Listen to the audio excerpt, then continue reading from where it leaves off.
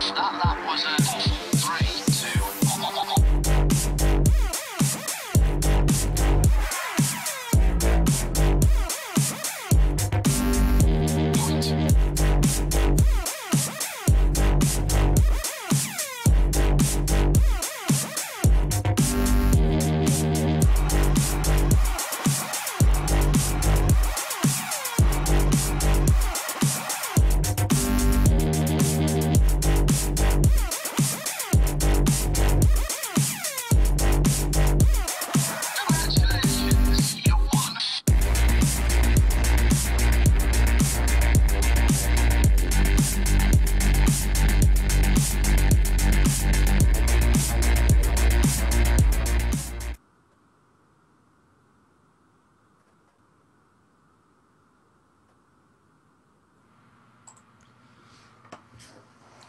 So, ladies and gentlemen, the weekend has finally dawned upon us here at Zandvoort. It's the final round of your Simraceway World Touring Car Championship. The 500 to 900 skill quant about to get their races underway, with Smarties World taking pole position. What a fantastic way to end the final week. We've got a Seat on pole, Arasia's back in second position, lines up in the Volvo, Seat in third, BMW fourth. Volvo lines up on row 3 of the grid, with the Seats just behind. So quite a packed grid here for the first race of the day. 7 laps of Zandvoort is underway. Watch out for that tricky first corner. The Volvo of Arasia's back has got off to an absolutely terrible start. The BMW in the middle, the Seat trying to get to the left-hand side as they pour down to the first corner. The Volvo's been able to stake its claim and just about hold on to second. Bit of argy-bargy, and already look at the advantage Smarties World has. It's called Smarties World, may as well be in a Smartie World of his own at the moment. Arasi is back already, about 2 seconds behind after what can only be described as a very sluggish start. Onyx 67th third, Tiptoe fourth. Place there for Breton Audrey. I believe I'm pronouncing that one right. That's going to be a bit of a tongue twister in the later stages. And we've got Mickelson as well. Jim Hall, Hellwood, Reaver 88. James 38 makes his return. What a fantastic entrant to the final round of the championship. That's great to see. And now we've got some cars on the gravel. I think they're all taking a slightly wider line through there actually. That is not what we like to see at all, especially in the early stages.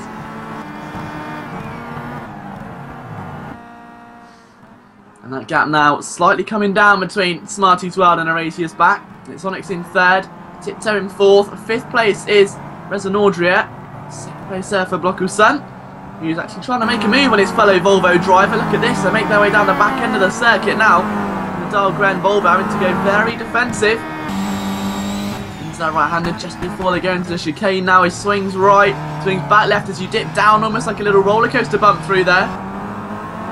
Cars rise up in towards that final corner, and now things really do start to get very intense indeed. They need a good run going out of this double right-hander back onto the main straight. 1 lap down then for Smarties World. Has had a dream start to the end of his Simraceway World Touring Car Championship. Over the line he goes. Right there by Arasia's back. Then it's Onyx 67. Then Tiptoe, Breton Audrey, Paul and Blockusan, although the Volvo trying to maybe have a look at the Seat there into turn number 1. He's in the back of him. Now, I don't think that was intentional. That was just a complete misjudgment of braking point. And I can see that I think he's waiting to allow Jim Hall back through, which is very sportsmanlike. Yeah, so very well done there to Jim Hall. He's been allowed from Blockusan to get the position back, which is, as we say, what we like to see. Very sportsmanlike, very respectable and commendable moment there for Blockusan. Though Jim Hall's immediately had another spin at the following corner, which is not quite what we like to see. It's Reaver 88 in 7th, Hellwood in 6th, 5th place is Breton Audrey, 4th place Tiptoe, 3rd Onyx 67, 2nd Arasius, and 1st place, and now 4 seconds clear is Smarties World.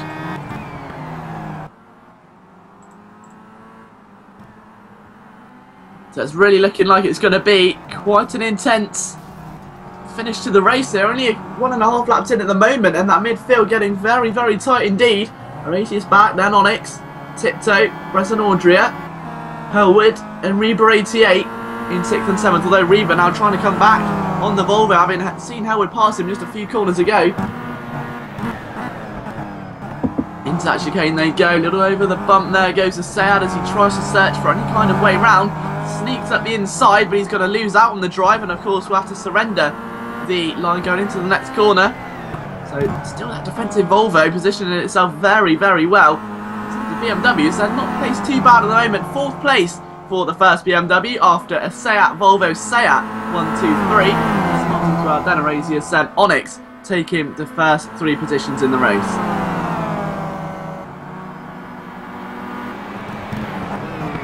That's an Audrey breaks late, followed by Hurwood, then Reba Rachel there in 7th as well.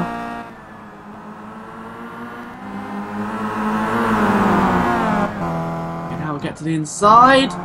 Not enough through there, but Brazen Audrey having to defend very, very deeply there as they go through the spoon curve and rides up the hill going in towards turn number 4. This is getting a little bit intense, isn't it, now between the 2 Volvos, 2 wide cars, 2 very long cars as well. Much bigger than the Seats. A little less nimble, and they're almost side by side there. Oh, and Howard's had a bit of a moment, isn't he? And he's back onto the grass. He's got to be careful.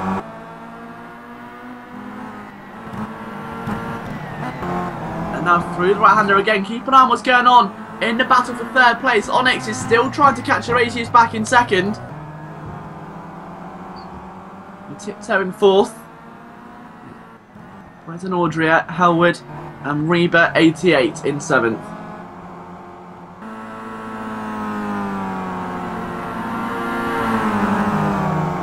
Although Hellwood's now perhaps trying to get to the inside. Now this is going to be a key move. Of course, the outside of the chicane bin. Perhaps a favoured opportunity by most drivers here today. Howard's gone straight to the inside, knowing he'll carry the momentum through. Reba 88 follows suit just a couple of moments later. Now Reba is trying to get that Seat back onto another child. He's dispersed of one Volvo. Can he disperse of the other one? Has Howard got any kind of fight against this man? And they go on a bit of a tyre kick up there for Brenton Audrey, and not what he wanted as he approached the midway stage in the race. As the drivers continue to make their way around this very tangly Zandvoort circuit, we know just how technical it is and how much these drivers give week in and week out to their Simraceway practicing, and how much effort they put in, not just practice for the event but also to get themselves prepared mentally. I mean, it's a big event, it's a World Championship, officially sanctioned World Touring Car Championship of course. The last thing they want to do is actually lose any momentum. I mean, you want to perform, it's on a big stage, you've got all of the community members watching on the live stream. And as we're almost halfway through the race now, we can just see there we're on lap number 4 out of the 7. And these drivers all looking so poised to try and take themselves a victory. You can see there that battle there between the BMW, the Seat and the Volvo still very much raging on as Onyx 67 looking to try and push his way through. With that Erasius back after what's been a terrible start, has been able to hold his nerve quite well. There's still a lot of time remaining in this one. About 6 or 7 minutes or so, as they don't want to be making any major mistakes as they make their way towards the end of the circuit once again.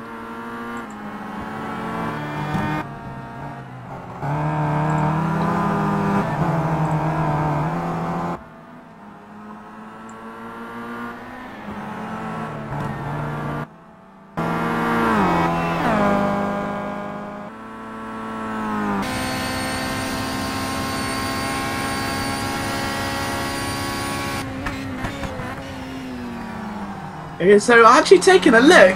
There's been a bit, I've even noticed there's been a problem. The race leader, Smarties World, that was so far ahead of this race, you can see it in the chat down the bottom, now he's appeared. He's out of the race, so the pole-sitting Seat that had such a beautiful start has now found himself right at the tail end of the field. He's in the paddock, you can see the frustration, the anger being let out there in the chat. He's not happy at all, which means the battle for second we were watching is now the battle for the race lead. Absolutely sensational. Zhuzhen can't believe it. Not many of the drivers can. Now, was this him over pushing the car, or was there a previous incident? You see, yeah, so the computer locked up. That was the problem. So Smarties World has had a computer malfunction. Now, was that something similar to what we've seen before here?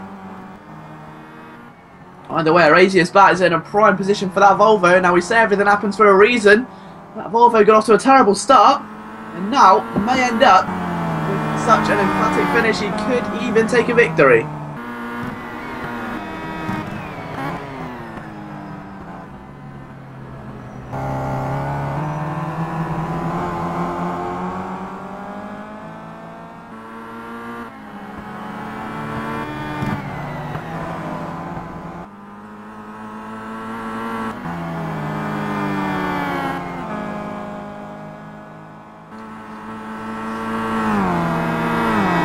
drivers still very close together at the moment. The BMW actually applying more pressure on Onyx 67 than what we first expected. Onyx, the Seat looking perhaps a little more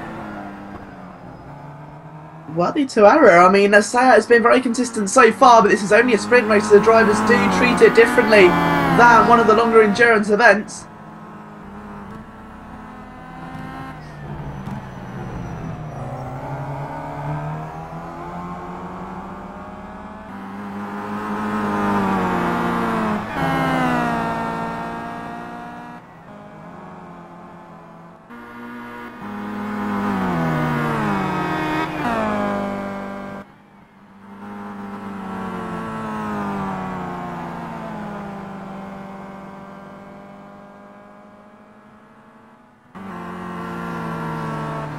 Penultimate lap of the race underway again. Apologies for the delayed commentary, unfortunately I had a game crash, so doing the best I can with the information I've got at the moment. Don't forget we've got the A race coming up for you in just a moment's time as the battle for the lead rages on, with 3 drivers still not separated by much at the moment, as everyone gets ready to get themselves ready for an exciting evening of racing here in Sim Raceway. Bear in mind the competition at stake. It's a big championship, this one, before we head into the next evolution of what could be one of our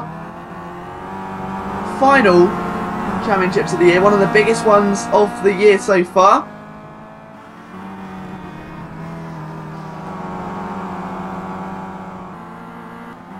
And the Smarty as well there, still showing his concern, having to watch the end of the race from the paddock. Let's see one of these other cars take a victory. Will it be a Volvo at the top step of the podium or no? Or will there be a chance for someone else?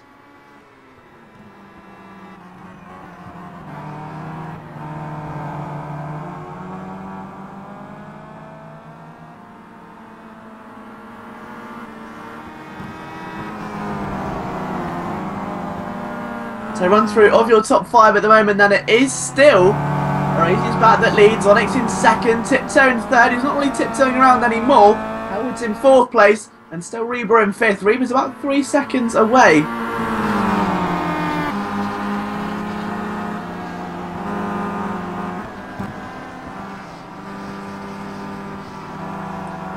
Now the final lap of the race well underway. Only about half a lap to go until we crown Arasius back as our race winner. They're moving out of traffic there. Now that could have been vital into turn 1. Big advantage lost for the Volvo. And the Seat is starting to crawl back forwards.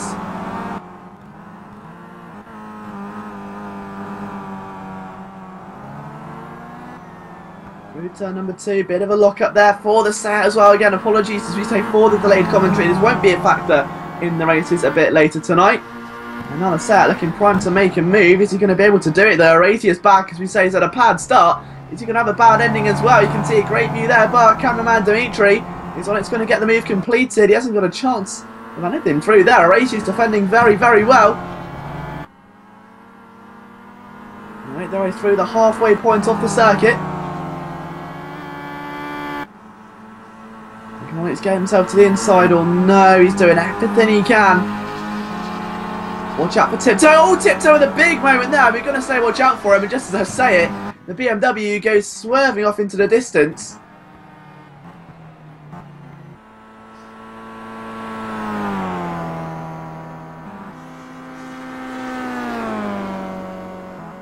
So Paul Tiptoe has left these 2 gladiators to duel amongst themselves for the final couple of corners, but it should be Arasius back that comes home the winner. Andy Bob saying, come on Volvo. It's going to be a Volvo victory, providing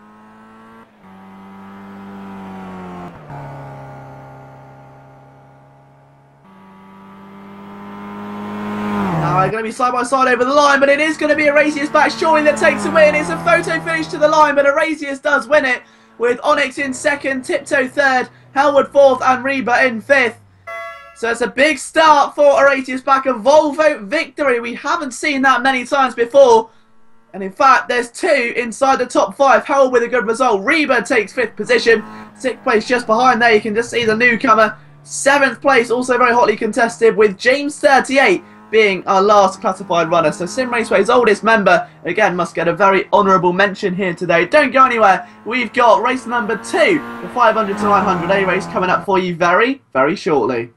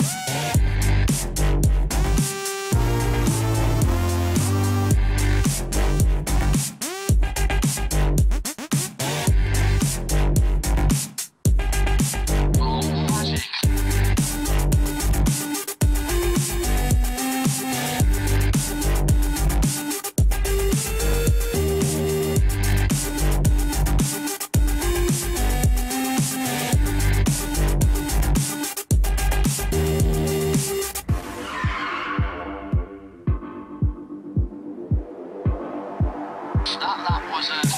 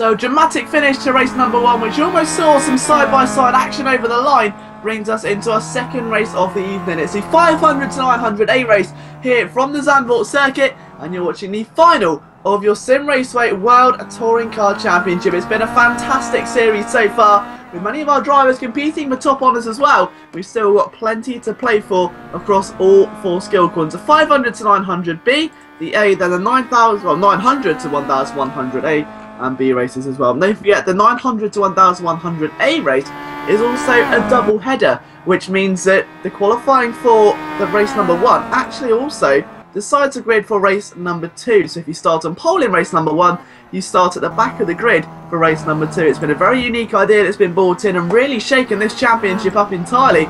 Some of the SPM boys not really got off to the starts they would have liked, and in turn it's meant for some real tough racing out there, that's for sure.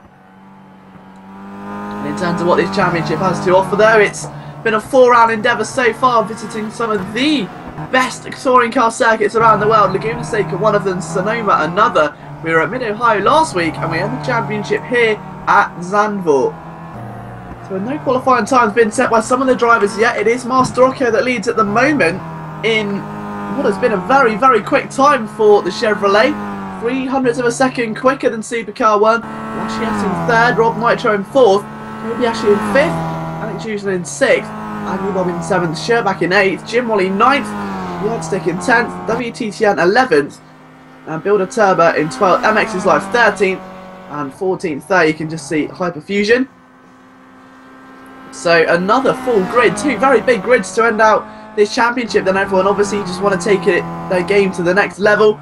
They want to compete, end it on a high before going into our next series. So a big announcement about that coming very soon. You don't want to miss it. And of course our GT Giants Championship also has its next round coming very soon this Thursday as well. So many of these drivers who are racing will be involved in that race. Be sure to check them out on the Simraceway YouTube channel. The GT Giants, which is alternating weeks between GT2 and GT3 action.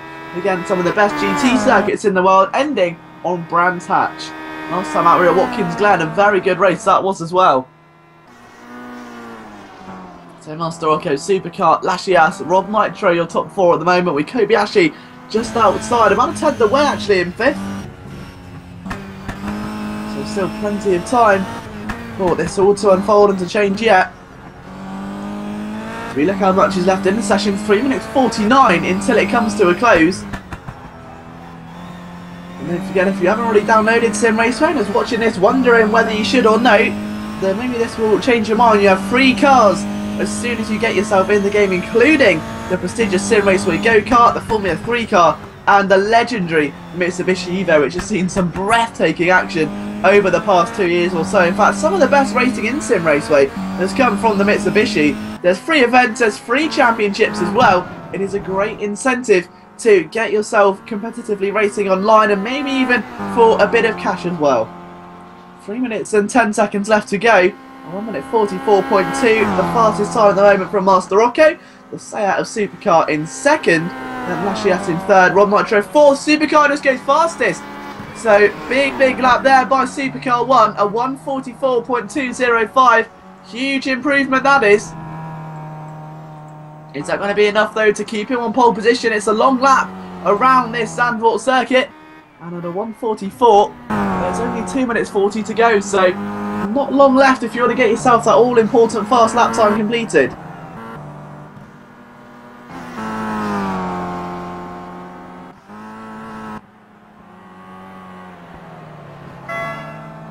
An improvement there by Lashias gets into a 1:44.547. However, he's still 3/10 away from the 2 in front of him. So 1:44.2 from Master Rocco, 1:44.2 from Supercar as well. And Andy Bob in 4th, Rob Nitro in P5.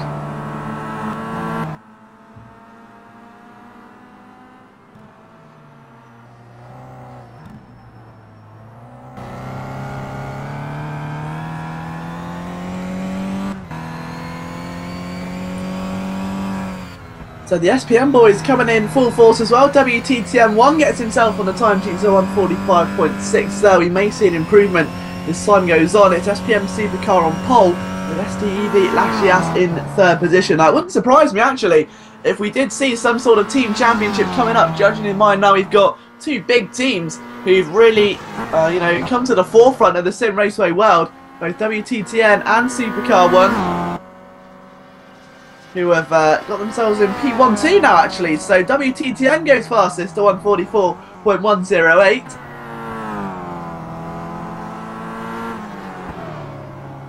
Yeah, but with teams becoming more and more dividend here in Sim Raceway, obviously the benefits of having a little team or a few friends get together and test is that you can obviously create setups, learn the car together, give each other inside tips, maybe even watch each other's hot laps, see where they're going wrong, what better lines to take, that sort of thing.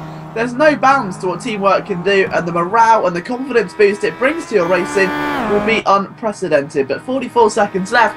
WTTN's 1 lap time at the moment is certainly not unprecedented. There is a lot that could change at the very forefront of this field. SPM 1-2 at the moment, one of them in a Chevrolet, the other in a Seat. So only 100th of a second, well, just under a 10th of a second apart. Means that it's very, very close out there between the two manufacturers. We were expecting here that maybe even the Volvo would have a bit of an advantage, but the nearest Volvo is currently actually in P4 behind Master Rocco's Chevrolet. So if Andy Bob can get an improvement, could find himself on the first row of the grid here. So there is still plenty of action left in the late stages of this qualifying session. As drivers make their way towards the end of the start-finish straight for their final encounters here today. The race leader, the provisional pole sitter WTTN1 is making his way over the line now. He should get one more go as far as I'm aware. No, he doesn't. So he can't extend his time. The session comes to a close. Here comes Supercar 1 then round the final corner of Zandvoort. Is this going to be a pole position for Supercar 1? Or is it perhaps going to be the end of the road? It's not pole, but it is a 1-2 for the SPM boys so far. Master Rocco's in the pits. Andy Bob crosses the line in third place now. So Andy Bob up onto the very top of the second row, outpacing Master Rocco. Lascias still about to set a time. MX is live waiting for one as well. Rob Nitro's in the pits. Kobayashi's in the pits. Hyperfusion has finished his lap along with Zuzhin. Sherbak, Border Turbo is about to come towards the end of his. Currently 13th at the moment.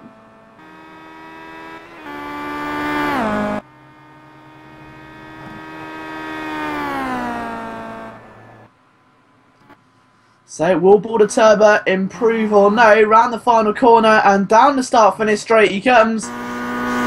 What can Border Turbo do in retaliation to the drivers around him? He goes 9th, so big improvement there for the Seat. And the rest of the drivers going towards the end of their laps. Jim Wally, normally quite a midfield racer, can't improve, which is very surprising there for Jim Wally. And now the final man to cross the line. MX is live from 6th position. Will this be an improvement to the second row of the grid? No, it's not. MX stays in 6th place, so it's an SD and Lascias knock onto pole. Completely missed that one. My apologies. The BMW of SDEV Lascias completely obliterates the pace of the SPM boys by 0.2 of a second. SDEV on pole, SPM 2 and 3. We'll be back with the full race very shortly.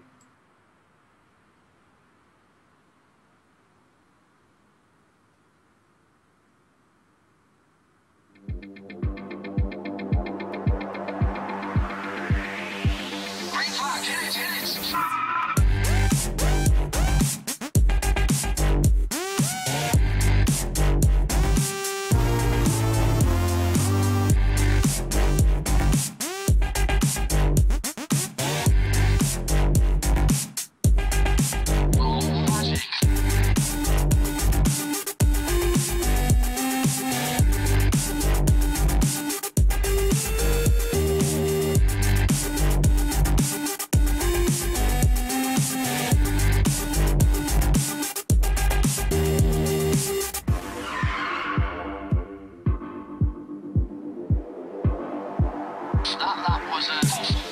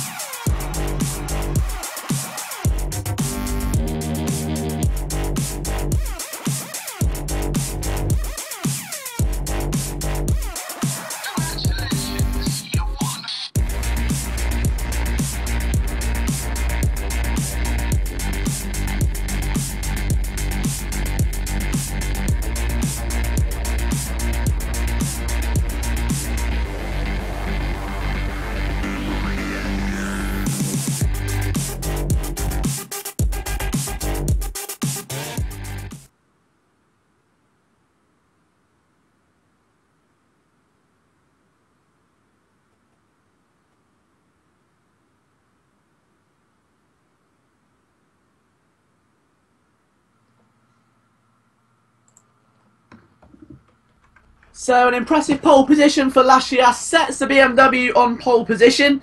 Will it be able to capitalise as we wait for the 3 red lights as they go in towards turn number 1? You've got the SPM boys lining up just behind, of course. Never underestimate them. Supercar 1 will be slightly disappointed, I think, that he couldn't end up in second. But now the 3 lights are out, away we go, and it's been a bit of a poor start there by one of the Chevrolets at the back of the field as they swarm down to the first corner for the opening time. Supercar 1 on the outside of his teammate, and obviously maybe just trying to take a bit more caution going into the first corner than normal. Indeed they do. They don't want to take each other out this early on in this 13-lap encounter. We've got one of the cars off the circuit there for Alex Yuzhin. He's back onto the circuit again. And the 3 Volvos at the back, Hyperfusion chasing down Kobayashi. They circulate their way through the first couple of corners.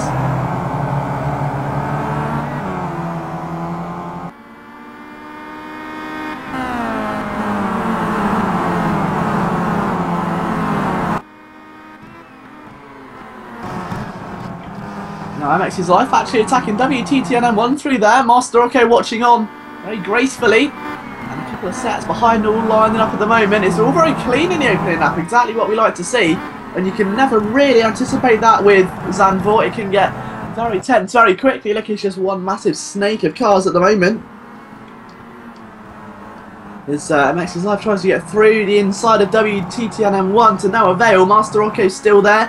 Andy Bob just behind as well, looking to maybe take advantage of any errors. Side-by-side action back there as Rob Mitra and Border Turbo get very up close and personal.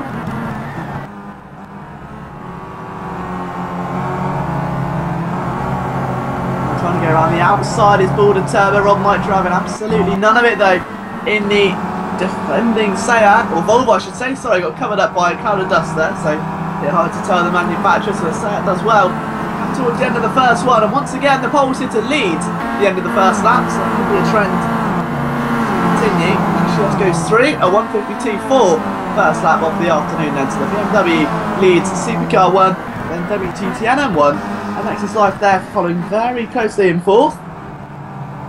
Master Rocco 5th, 6th Andy Bob, Rob Mitra and Border Turbo still very close. Watch out for the Chevrolet at the back there of Kobayashi, an almighty scrap there between the last 4. Jim, Yardstick, Jushin and Sherbak all getting a little too up close and personal there. I think they may as well have exchanged phone numbers if they were any closer. I think Sherbak may actually have some damage. He's gone very wide going in towards that next corner.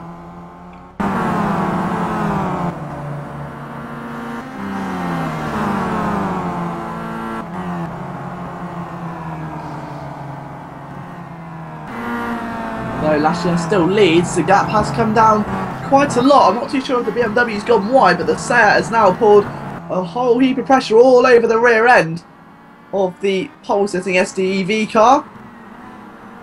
The Supercar 1 got what it takes though to put the Seat past the BMW. We've seen Seat versus Volvo, Seat versus Chevrolet. We're yet to see Seat versus BMW out on the racetrack.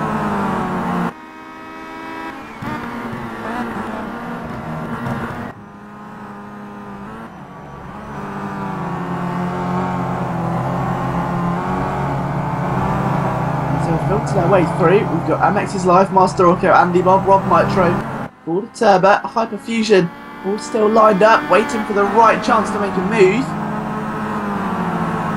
Yardstick there, followed by Jushin as well.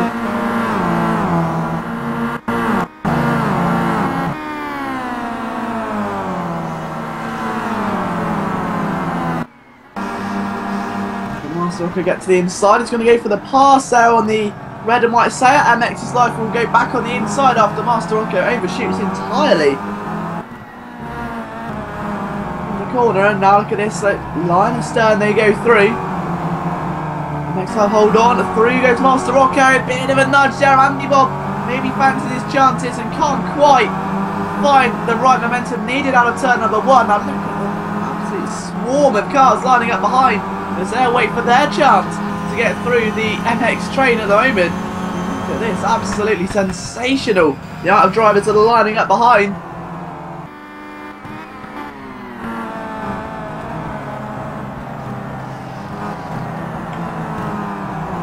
So WTTNM1, then Supercar, then Lashias in reverse order of your top 3, with the BMW still in firm control at the moment, about a second clear of Supercar. WTTN in third. MX's Life all just behind Andy Bob and Master Rocco collide. And the Chevrolet spins off. That's a very difficult corner to recover as well. Look at that, straight into the path of Jim Wally. That's going to be a consequence coming his way, that's for sure. That Chevrolet looking slightly doomed now as it goes towards the end of the lap, in towards that chicane.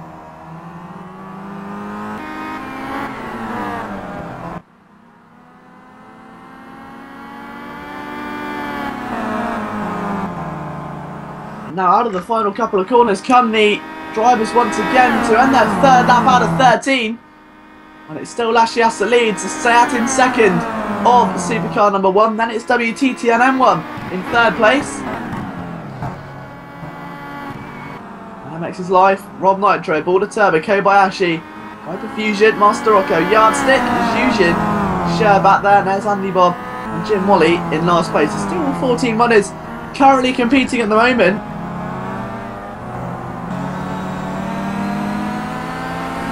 Rob, Border Turbo, and Kobayashi getting so up close and personal there. Fusion in 8th, Master Rocco just behind in 9th. Still content with Fusion still pushing on very, very gently in 11th. The two Seats who are very aware of each other right now. Fusion trying to maybe sense a bit of momentum changing as he tries to attack the recovering Master Rocco.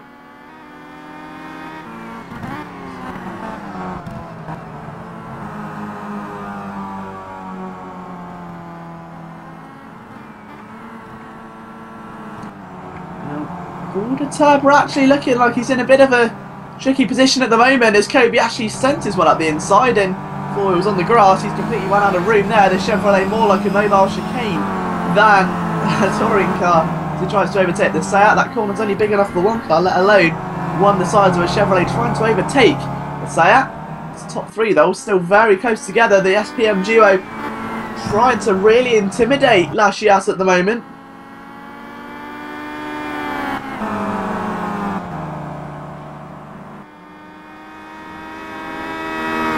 Final corner and down the main straight they come with Lashias still in control. Supercar in second, WTTN in third, and in terms of lap times, a 1:44.1 from Lashias, a 1:44.1, but quicker by about 300th of a second there for Supercar number 1. WTTN currently P3, just watching on, waiting to maybe find the right moment to launch an assault. The last thing he wants to do is take out a teammate. If the two collide, he'll sail straight into the lead, no questions asked. So what has Supercar 1 got in store for Lashias as they make their way through the left-hander? More importantly, I think it's a case of what has Lashias got planned for Supercar 1. Can that BMW hold on? We've not seen a BMW prevail here at Zandvoort. Is that about to change for the first time today or no? Only time will tell. To the inside almost again goes Supercar 1. And a bit wide there was Lashias, was doing everything in his power to keep that BMW pointing in the right direction.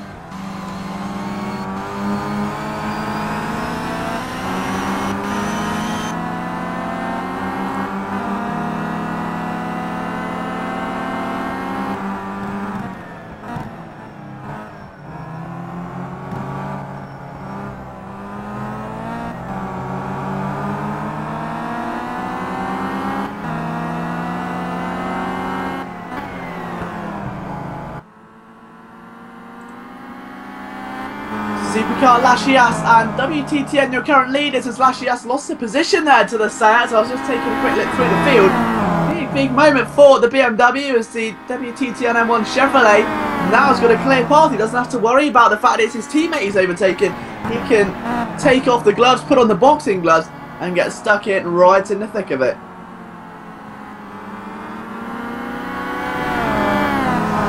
MX is live, then Rob Nitro. Border Turbo, Kobayashi, Hyperfusion and Master Rocco with Fusion and Yardstick just behind the two. Getting very close together though. The two Seats who we were watching previously before could be getting even more close.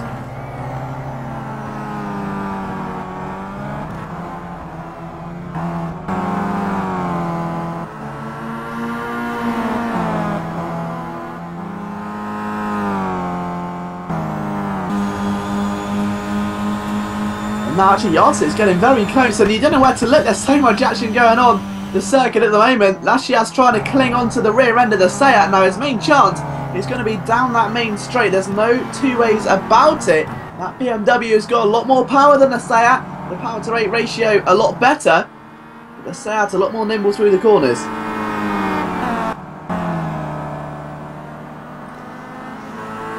Now in towards that little chicane again, and watch how much apex that BMW's going to take. Sweeps through the left-hander. Now in towards a double right to end lap number 6. We're approaching half race distance here at Zandvoort.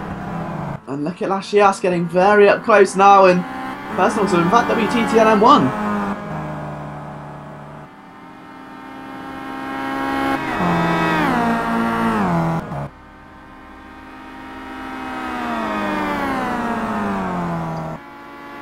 So 144.3 from Supercar, 144.5 from Lashias, 145.1 from WTTN M1. So he's a lot slower there. 145.1 from MX's Life. And that Nitro a few tenths slower. Border Turbo very slower out of the first corner, and in fact he's run very wide indeed. Iwashi has now not been able to capitalise on that. So Border Turbo somehow, despite making such a easy error that's cost him so much time, has been able to actually keep the position.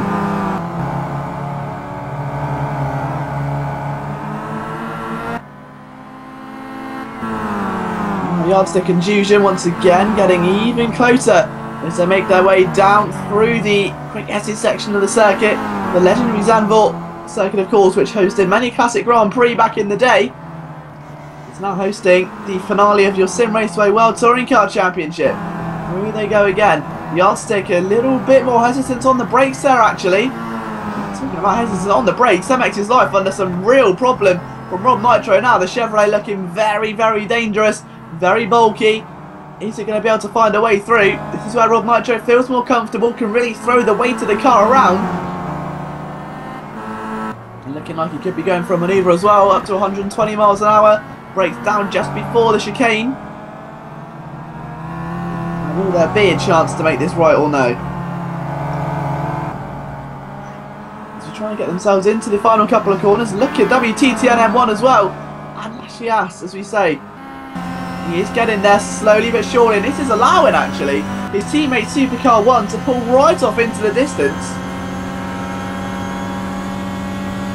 Turn number 1 goes Supercar, followed by the BMW, then the Chevrolet. So 3 manufacturers, 3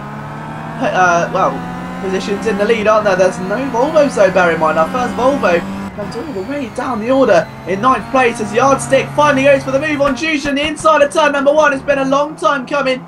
Fusion holds his line, but Yardstick does just enough to nose his car in front. Two very evenly matched Seats still go hammer and tong. We're halfway through the race here at Zandvoort. And as Yardstick tries to defend very heavily from an Alex Fusion counter-attack, you've got to wonder, what is it going to take for Alex Fusion to get back past, because he's been under so much pressure the past couple of laps.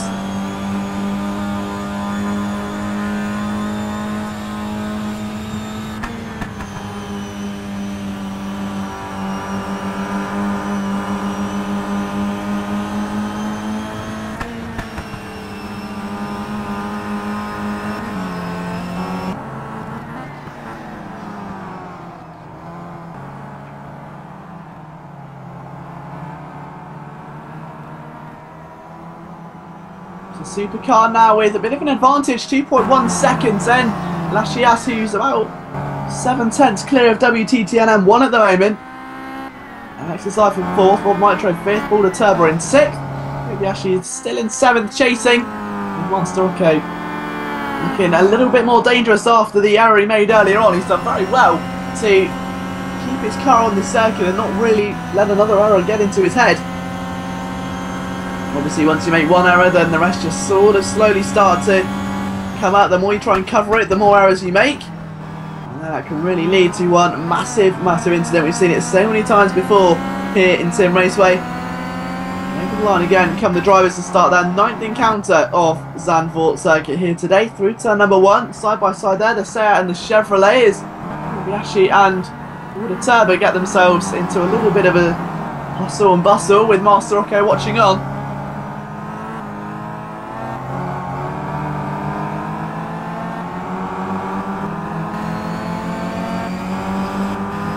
Seats of Yardstick and Alex Jusian will keep their current positions, with Yardstick just ahead at the moment though.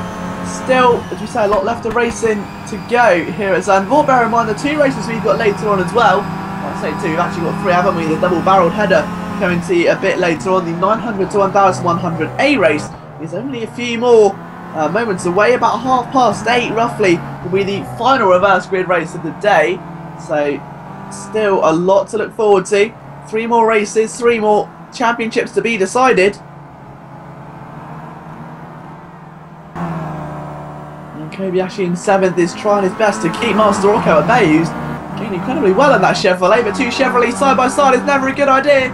The Chevy sails to the inside. The yellow car of Master Rocco cannot make the move through the chicane, despite a very valiant effort indeed. They'll go through the final couple of corners, marking 4 laps to go, with the Seat of Border Turbo leading the 2 Chevys over the line. Master Rocco now a bit of work going his way though. Kobayashi went a bit wide last corner. That may allow Master Rocco actually to come straight back through. They go down the main straight, and that Chevy's being pushed all the way to the inside, forced to go to the outside line, so good defending by Kobayashi 10. Now where's Master Rocco gonna stick his car? He plants one up the inside. There was never room there, and there was only one outcome. That's exactly what we mean with the driver errors. As soon as you make one, the rest can often come in flurries. That's exactly what we've seen there, and Master Rocco now comes out behind these 2 Seats of Yardstick and Jusian.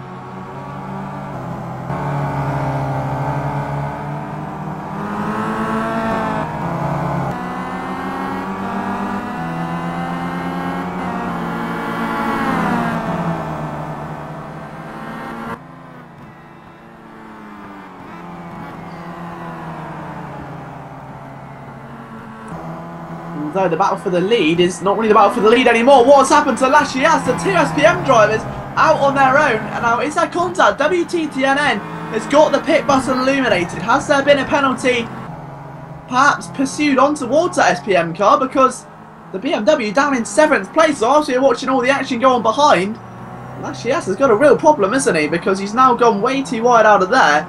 Is that going to allow Hyperfusion through? The Volvo giving the pole-sitting BMW a real run for his money.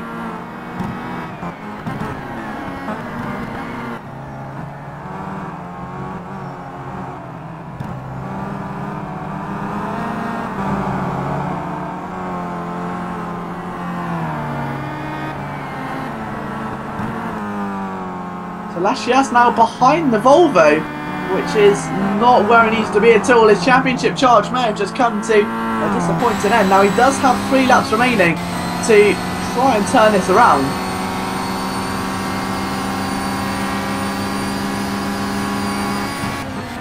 When you get to the outside of turn number 1, he's going to try and sweep it round, but the BMW not quite enough speed through there. Or does he actually? He's got a good run.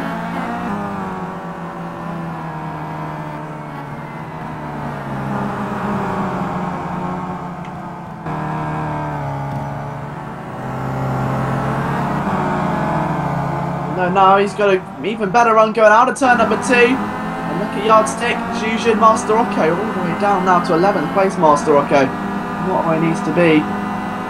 Nitro 4th, MX Life is in 4th and 3rd.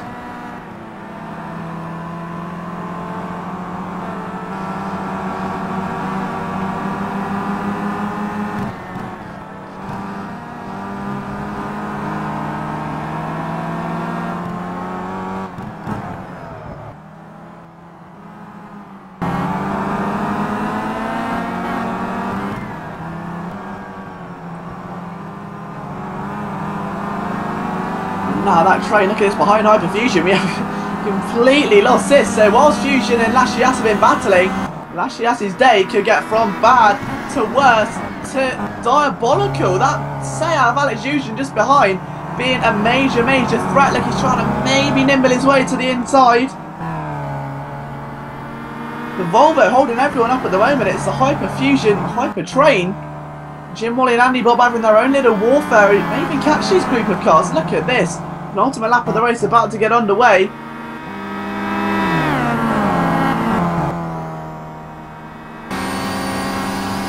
Confusion over the line.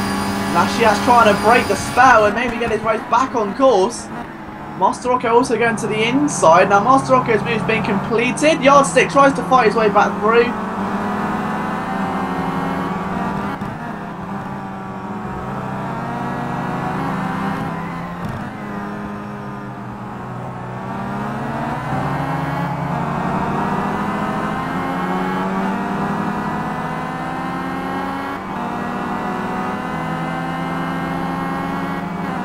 And Border Turbo's out of the game. So Border Turbo with a retirement, we've seen such a good attrition rate so far. And it's all come to an end. Is there going to be any more that follow suit?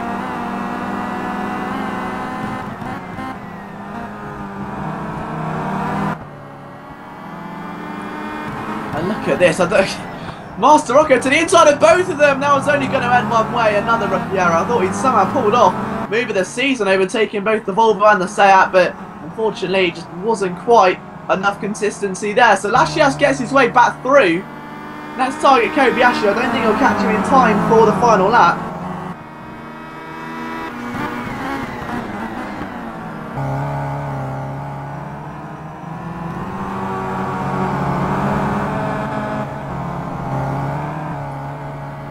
And now, Supercar still leads WTTNM. 1 lap to go then. And Supercar 1 is set to take home an SPM 1-2. It's not the first time we've seen that this season. An SPM 1-2. MX is live 3rd. Rob Nitro 4th. Then the rest is simply unpredictable. That group of cars, the absolute gaggle, about to turn into a war. High diffusion to the inside of the Seat. Can he make the move stick? Not quite. Diffusion to the outside is able to just about cling on for dear life. Maybe even allow his Seat driver of Yardstick to have a bit of a run.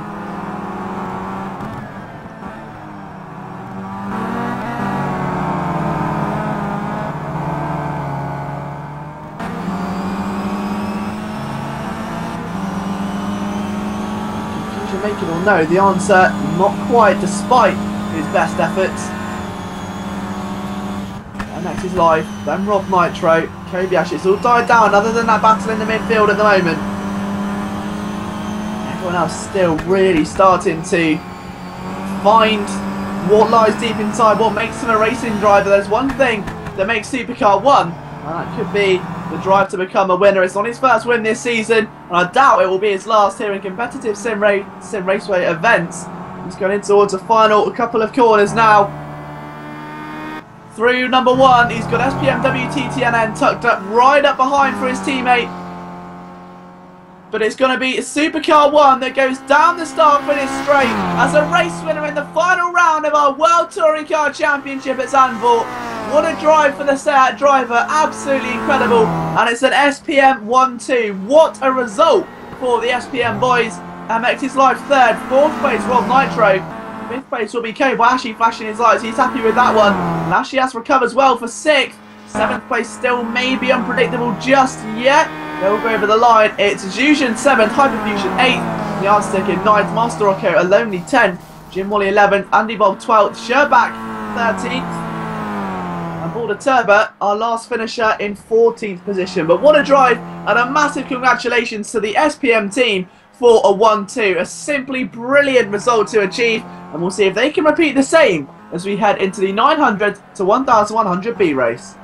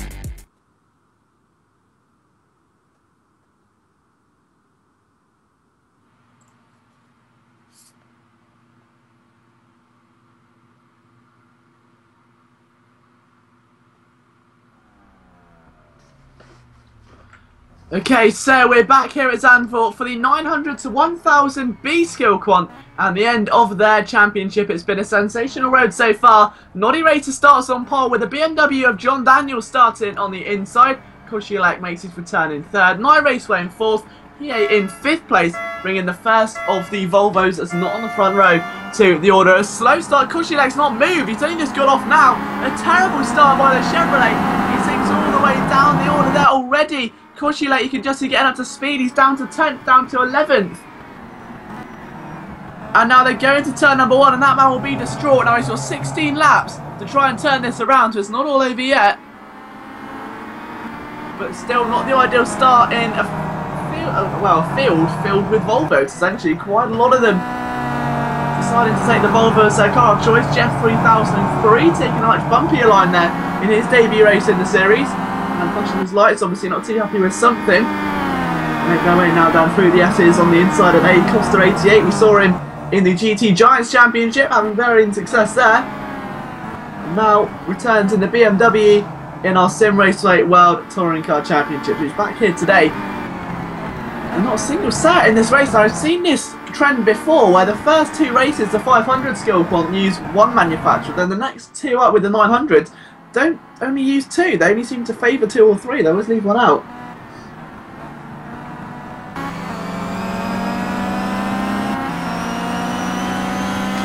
And now they come towards the end of the first lap, and it's still John Daniels who leads after overtaking Noddy Racer. The 2 side by side. Noddy will be on the outside, but he'll get the inside line to the next corner. Can't quite get it off. Koscielek retires.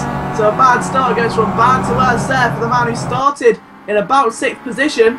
Now check for Lazarus in 3rd as well. Sweeping through the double right-hander. Noddy Racer applying pressure to the race leader early on.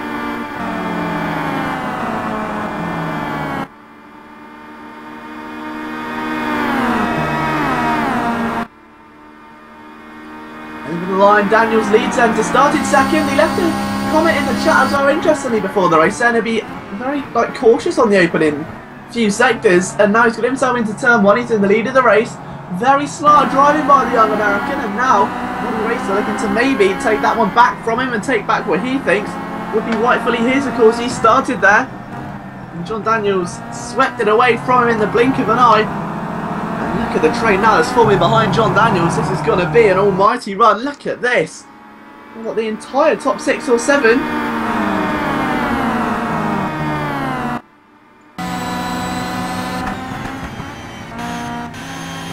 So John from Noddy, Lazarus in 3rd, My Raceway is in 4th with a bit of a train forming behind him. Now that's exactly what John Daniels needs. If My Raceway can bunch up the drivers about halfway down, that only leaves 2 more for John to worry about. So all the threats of My Raceway, of Diamondback and Co, if he makes an error, he slips right down to the back of the pack. Then that's going to be a big weight off his chest. PA to the inside of My Raceway there, or he's scrambling for the room, and My Raceway loses the back end. Somehow saves it, but loses a couple more positions. Finds himself now behind A Costa, down in 7th.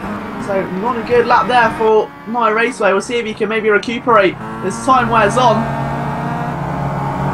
Now Noddy Racer perhaps about to lose a position to Lazarus 16 in the Volvo, well in the BMW, sorry. Noddy's in the Volvo, looking to make it a 2nd Volvo win here today. Of course the one previous came in the 500 to 900 B race, after we described as heartbreak for our pulse into Smarty's world.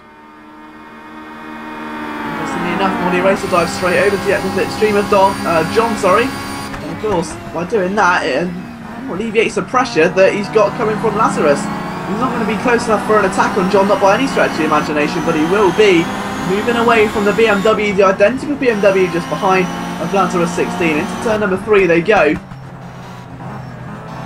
Although Lazarus is not having any 2 ways about it. Trying to get to the inside, he's doing such a good job at the moment. And Noddy just a bit too smart, a bit too cautious with the brakes to let him go unattended. And now Noddy turns his attention straight back to John Daniels. So the race leader under constant bombardment so far. Through the right-hander they go. Keep an eye on what Noddy's doing, what his lines are like. Will John take it easy in the opening laps? He's certainly looking like it. Let's Noddy make the move, and now watch that BMW come back. It can't quite get the move off to the inside. It would have liked. Good defending there by Noddy to retake the first position where he qualified, of course. And now John Daniels has to watch out because Lazarus is just about a millimetre behind, the two separated by gold dust as they go into the chicane. Noddy's clinging on. John Daniels watches on with Lazarus looking to push on. Here's P4 as well.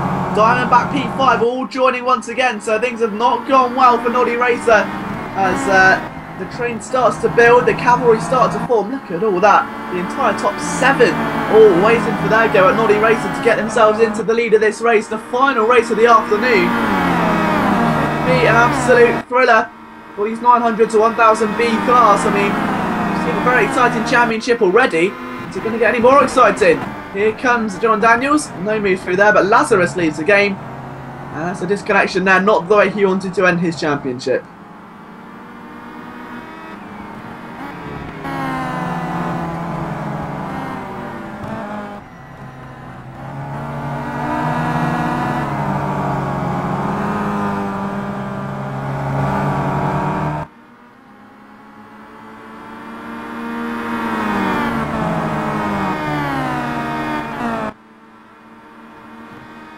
So run through the order so far. Noddy John with a bit of drift in there. The British Drift Championship is back, and in turn, Mr. PA loves that drift. He sails into second, making it a Volvo 1-2. The Chevrolet of Diamondback not quite close enough to capitalise, but an unfortunate error there for John Daniels. I mean, he did well to catch the slide, but of course in doing so, he meant that he's lost the position. But saying that, I'm sure he would much rather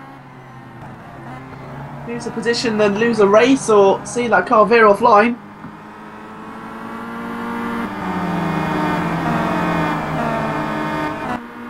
Diamondback 4th, Acosta in 5th, Raceway 6th, who's dropped back a little now to the top 5, battling for the lead. The rest all jumbled into their own little war. The Wild 7 and Giagni 76th there. Now Giagni was in the GT Giants Championship race also. Wild 7 Chevrolet going under a lot of fire there from the Volvo. Giagni has to try and put a move into the penultimate corner.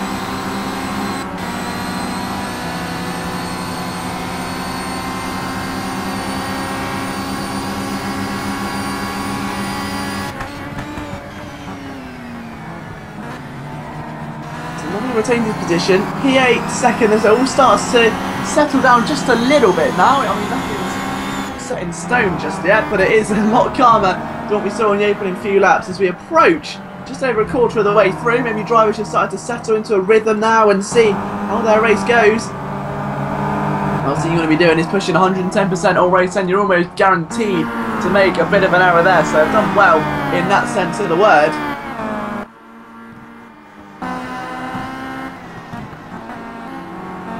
Now the two Volvos left to battle amongst themselves. So Noddy, P8, John Daniels in 3rd, who's been perhaps opened up on there as Diamondback goes to the inside of the Chevrolet. The move cut short. That again could have been something quite spectacular for the Chevrolet, who's going to maybe try and get a podium here today. John Daniels currently inherits that spot at the moment. Still subject to change, of course.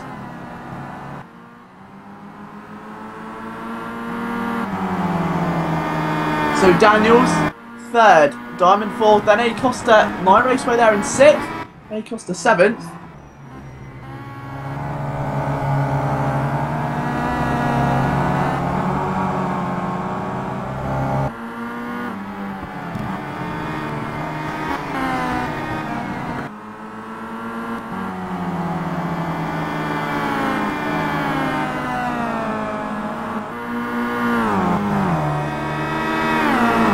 Another lap completed in the books, and the two Volvos still could be at war, it seems. Noddy, PA, Daniels, Diamond, Acosta, My Raceway, Jeff, 3003. What an impressive debut this is for Jeff here. Fantastic stuff there for him. SPMR as well, it's in 8th place. Tomcat in 9th. Maybe a little bit lower down the field you would like. 7 in 10th. Giagni in 11th. Ingarge in 12th. Still, as we say, there's a lot of tales left to be told here at Zandvoort. I've got a feeling that the climax of this race could be one of the most important. The two Volvos still going at it now, obviously very evenly paced machinery, the same car, running the same tyres, same setup, same fuel load. It's all down to driver ability, which is what makes this championship when you've got two cars the same, so incredibly fun to watch because you just never get a shortment of excitement. It's just constant. You never know when. So look, there's overtaking everywhere. There's battles all over the place. A few controversial moves as well. And in the odd crash here and there, which is what we never like to see, but it does happen.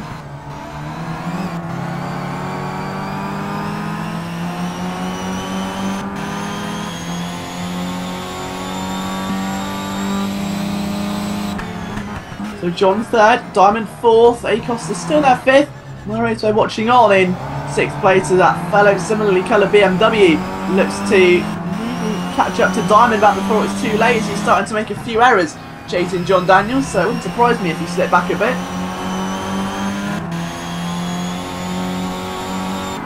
There's definitely room for error here as Daniels pulls away into the sunset to try and stay on the tail of those two Volvos. Who've, well, without knowing it, kind of formed a bit of an alliance by slipstreaming each other, not overtaking and being silly about it.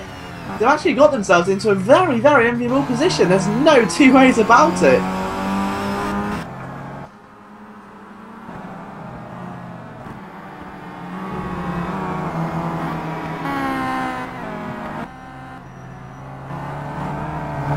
Look at PA now, he's watching the onboard. He's all up close and personal to Noddy, but reluctant to make a move.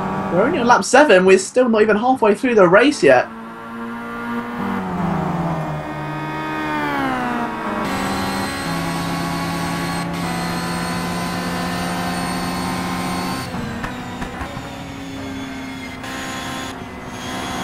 Now can he maybe get himself momentum through here? That right-hander watching Mr. PA's line. Noddy not deciding to move offline. Oh, politely, let's say the least. I mean, he's being very assertive with his car position and he doesn't really want to give that position away on a plate and, you know, just give him a 3-course meal for free. PA's going to have to work for it, and that's going to allow Daniels to catch up should these two end up in a bit of war. They've still got a long way to go. They're entering that chicane again as they dip down only a couple more corners till we hit lap number 8 of 16, and bouncing over the curbs there goes PA as he tries to reel in Noddy Racer.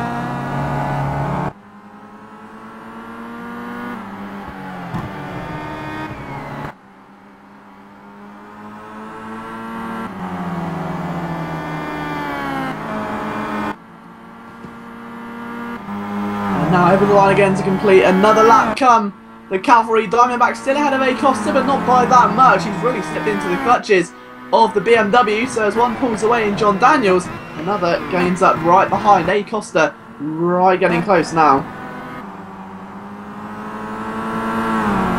He's going to be able to make a move though. I mean, it's still very, very difficult at this early stage in the circuit. The elevation changes, the car bobs around so much from underneath you, it's difficult to maintain control at times, and Diamondback goes wide, showing us exactly why there.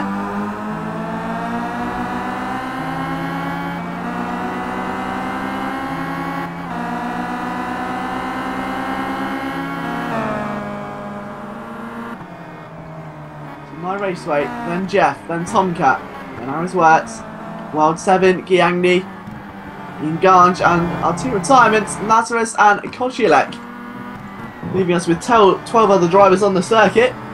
And let's see what PA and Noddy Racer can do. He's doing a very good job so far at pressuring his Mr. PA, but again could be living up to the term of catching is one thing, passing is another. That Volvo is looking extremely well placed to take a win, that we may even see Mr. PA. I mean, he's very smart. He's been here for so long, in fact probably since the dawn of the Sunday race-offs, that he knows how to win races. I mean, the best thing to do is just to wait up behind for an error or take it to the line, go NASCAR style. Don't open out for an overtaking manoeuvre till that final corner of the final lap. You've got a long pit straight that complements the speed of these Volvos and the drafting abilities they carry.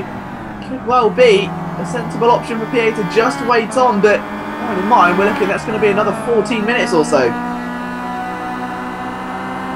The inside of the circuit they both go, and already you can see PA just trying to maintain the slipstream.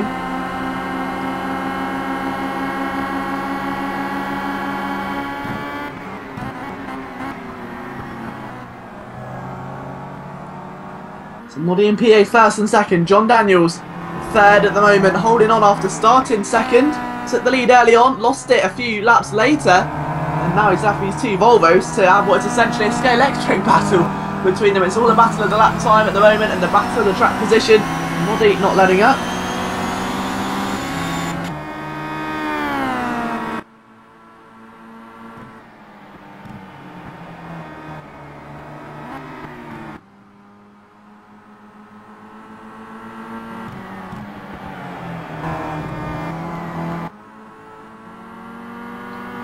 trying to take a look at the lines there, and a bit of a lock-up actually for Mr. PA. I mean, he's gone a bit wide there. Not exactly ideal, is it? He could have done a lot better. But Noddy holding strong at the moment.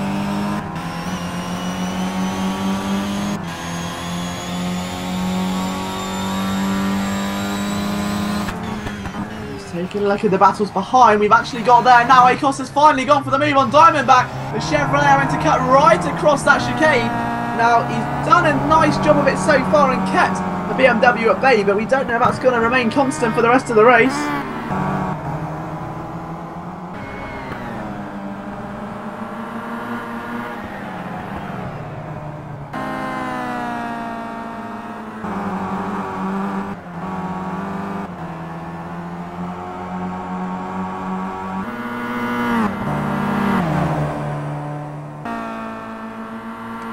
Now into turn number 1 again. Look at that, actually just behind. I mean, Aaron Watson, Tomcat so far.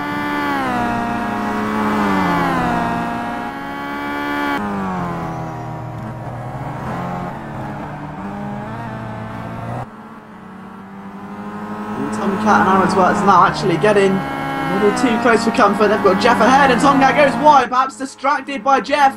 And Arizworth will get himself to the outside. He'll try and follow that move all the way round. And he's unable to do so. So, well, very lucky defending there for Tomcat. I mean, that could have easily been a position lost, but he's positioned the car well. And will be wiping the sweat from the visor there. That was a very scary moment indeed.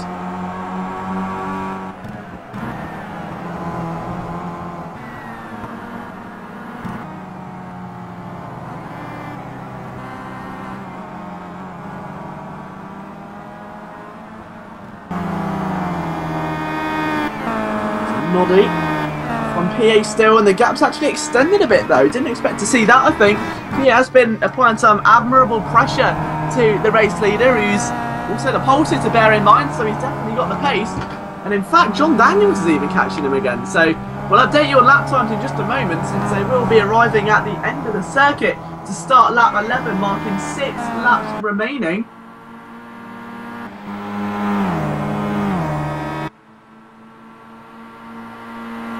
So, Noddy over the line, a 1:43.7, that's our race leader.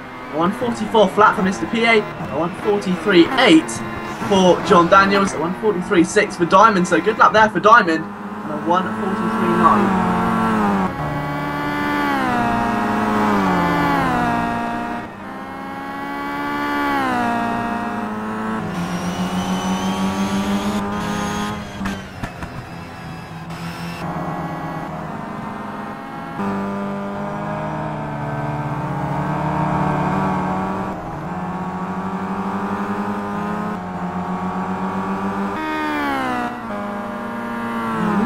So it's sensational stuff at the front by Noddy Racer. I mean, he's held on 18 minutes worth of racing so far. He's not had it easy. It's not like he's been streaking away and just, you know, doing a crossword in the cockpit. He's had his work cut out for him with PA behind. John Daniels still that lingering threat as well. And a much more consistent job by the BMW driver today than we're perhaps used to seeing from him. Diamond back in 4th, Acosta in 5th. After still not being able to pass Diamondback. So Diamond has lost John Daniels and is now really having to fend off Acosta with everything he's got in the tank. We don't know just how much he's going to last, because Acosta sinks through the chicane again. The BMW seems to get closer, and Chevrolet pulls away so much faster out of that double right-hander. You can just see there the speed difference is brilliant.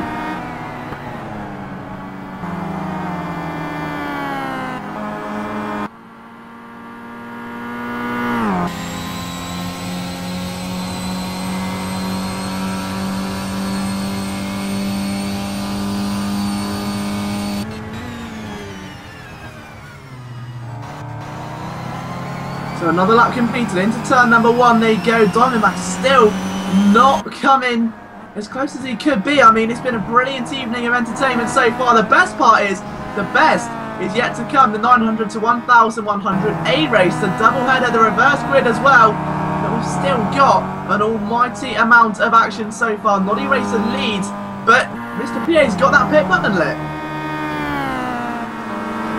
Now I'm wondering if there's been maybe a fuel miscalculation. We've seen this before, Is this going to be the case? Is Mr. PA struggling? Oh, he's taking it off. Okay, so worrying over nothing. Probably just an accidental push of the button there. Most drivers seem to do it. They're incredibly focused on the task in hand. It's easy to maybe let a thumb slide one button further down than it should if you're trying to show a sector time or show some car telemetry.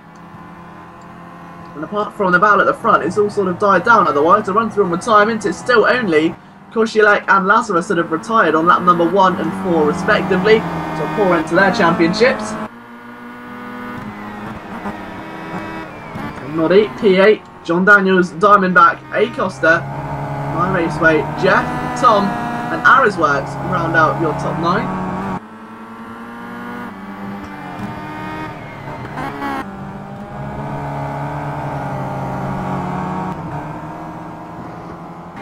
And out of the final corner come the top 3 once again. I mean, my goodness me, they cannot be separated by much more. Watch the lap times. A 1:43.6 for Noddy Racer, a 1:43.5 for PA, and a 1:43.3 for John Daniels. The BMW resurgence is alive. Is there going to be a late twist in the tail? Can Daniels really get his groove on now?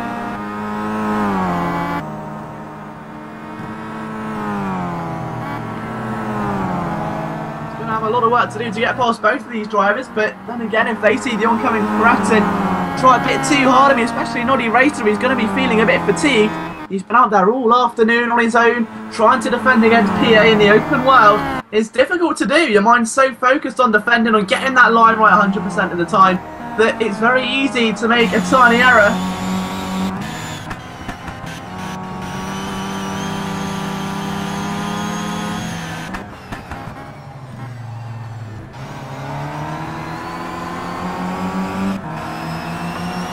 Look at this now. PA's got a lot closer to Noddy again. The lap's trickling on by.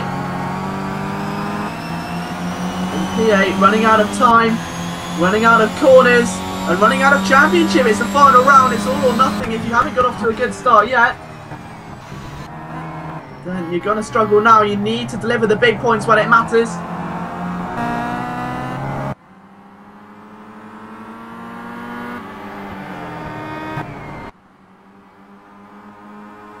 Out of the final corner come the Giro again, then 3 laps to go.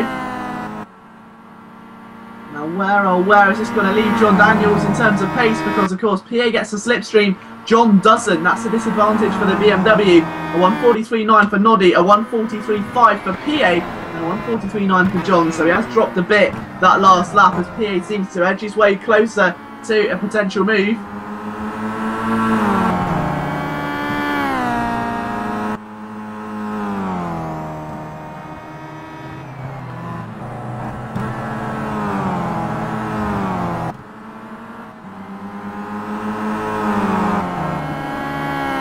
So now the race goes on, and look at this as well. Now Diamondback's pulled away a lot from A Costa. The gap now 5.5 seconds compared to what it was previously. So A Costa's charge has somewhat come to an end. Tomcat and Arisworks aren't that far adrift either. Those two getting perhaps a little bit closer. The two Volvos have been back and forth all race long, as have Giangi and Nganj. So they've always been the car of choice, taking the majority of the votes. It looks like it's going to be a Volvo that takes the win. I don't want to put any money on it because still be a lot left to say in this one.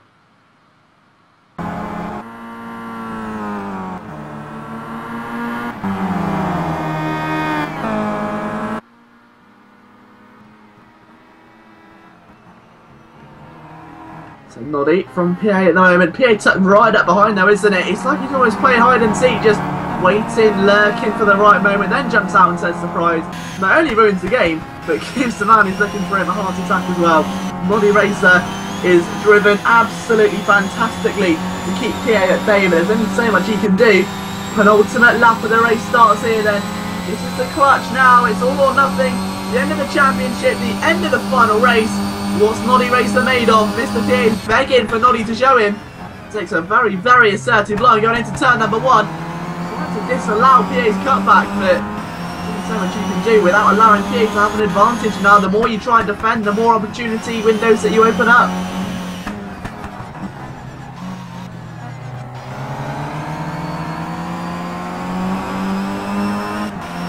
And what can PA do? They go through the front end section of the circuit, picking up speed flat out down here, up to 125 miles an hour, and they still don't lift as they go over the crest of the hill. Now they shift down into 5th gear, and look how close PA is.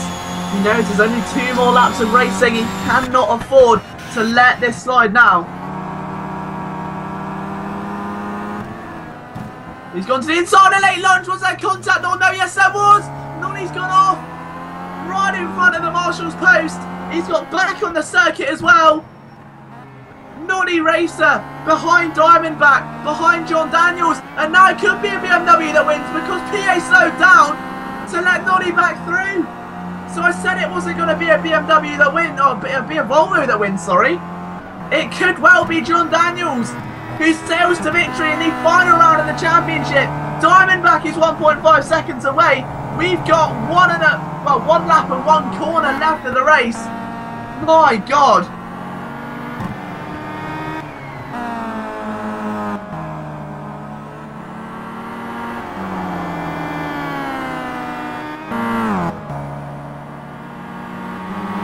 John starts the final lap in the lead of the race at 1:43.7. The BMW will be looking at the racing gods, thanking them and probably donating its car as a prize.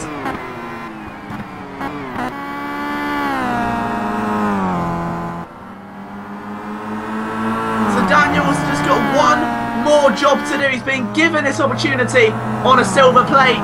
It's up to him whether he wants to finish a 3-course meal now or wait for later. John Daniels is primed and ready.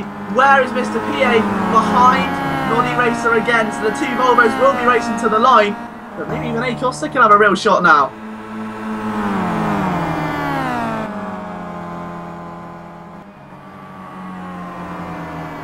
So Nonny, PA, A-Costa, 9 Raceway. You'll line up there as the rest of the battle seem to come to an end. Still only 2 retirements. John Daniels is not that far away from where he's gone very wide through there though, and I thought Diamondback was going to maybe get some kind of gain on him, but he's nowhere near close enough to make it pay off. He's still 1.2 seconds away.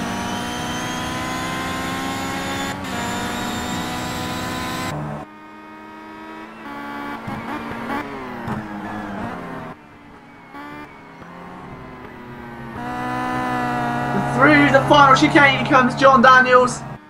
Diamondback's going to follow, and he'll still think a chance of getting second here if maybe I'll get him first if John goes wide. He does skip over the curb a little there, but it's not going to be enough in the end. Daniels goes over the start-finish straight, then it will be a win. The young American, he's only 14, but John Daniels wins again. A big win for the BMW. He's elated in the chat. He can't believe it. Diamondback comes second. Noddy and PA third and fourth. They will feel so distraught. 5th is A-Costa, 6th is 9 Raceway, Tomcat 7th, 8th Arrows Works, 9th 12th 7th, Inganges 10th, Youngie 11th, 12th Jeff, and 13th and out of the race Lazarus Koshulek in 14th. What a win for John Daniels. The heartbreak echoes around the Volvo C30 garage with Noddy and PA colliding in the final stages. PA immediately apologises, but John Daniels is the winner as we head into the A race.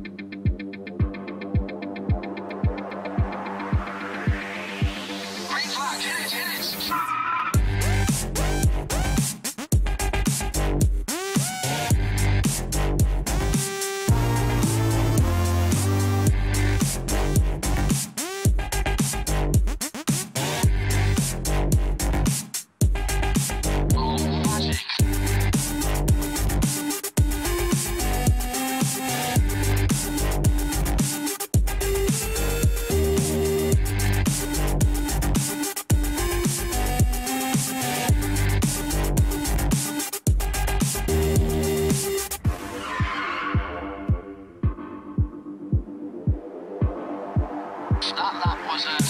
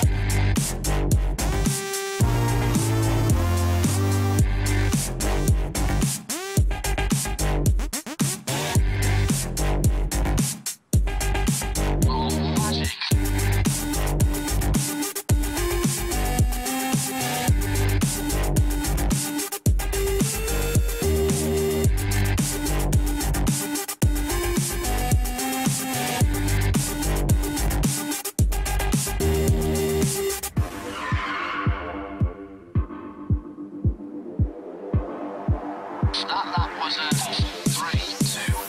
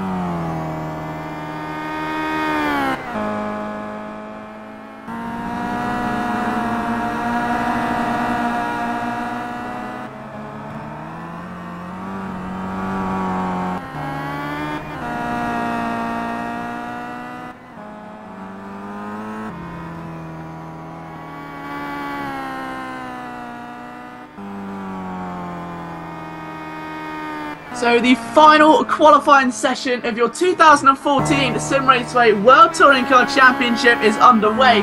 And I would say final qualifying, there's 2 races to go. So what could that mean? Of course, it is the reverse grid.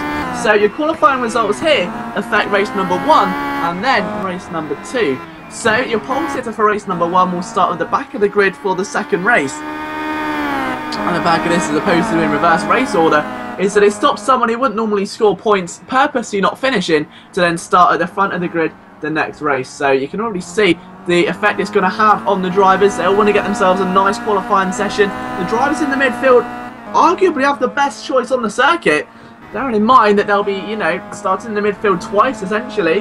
They can get themselves into a good position. Devil and Ragster, 6th and 7th at the moment. They're only separated by a few tenths of a second, but the pole sitter stuntman Mike, AJ 6 in 2nd, Jamie in 3rd, in next Nolan Scott in 4th, and Sean 24 in 5th.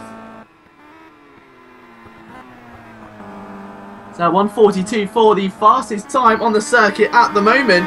Is that going to improve or no? There's still a lot of time to find. 3 minutes 48 seconds until the end of the session. So we still don't know what the objective's going to be here for many of the teams. Obviously with NX being so dominant early on. Now we remember back to Mid-Ohio and how interesting that was with Stuntman and Nolan having to push their way back through the field in what can only be described as a very entertaining climax to round number 3. 5 BMWs round out your top 5 at the moment. And you look down the field as well, Noddy Racer and Diamondback make their way into the championship. They'll start from the back, and they'll start from the back in the second race as well. But Diamondback and Noddy Racer, 2 reserve drivers from the B race, will be making their way into the championship.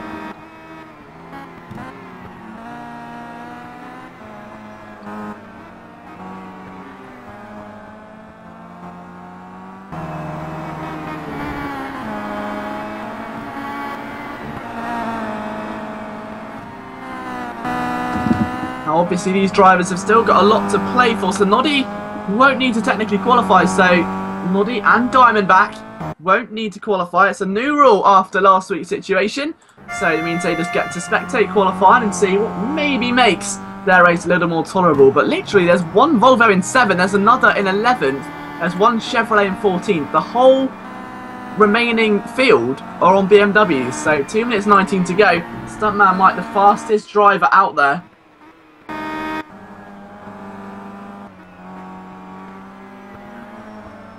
AGO 6 second, 3 tenths away at the moment.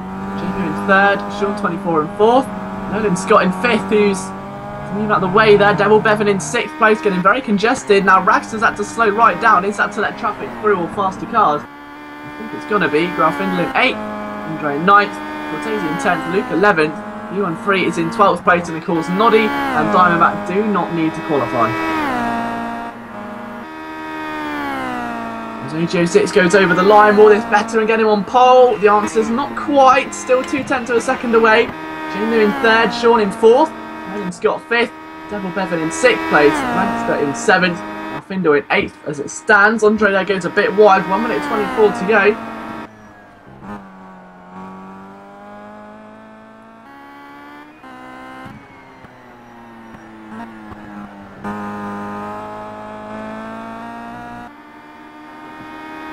Minute 10 to go, and the most laps completed by a driver currently is NX Stuntman. So 7 laps complete there, 2 more than any other driver in the field. So takes dedication to a whole new level. He's not just quick, he's committed as well. And that Volvo in 7th place, the highest place one at the moment is SPM Ragster, 1 minute 43.5, his fastest time. With Diamondback, I think, just trying to get some qualifying lap experience under his belt, obviously in the pinnacle of the World Touring Car Championship now. So he's ventured out onto the circuit, but Stuntman Mike, 3 tenths faster than the nearest competitor. And Jamie 1 in 3rd, Sean in 4th, Nolan Scott down to 5th after an improvement. You've got Devil Bevan in 6th, Rags to 7th, Raffindle in 8th with 22 seconds remaining.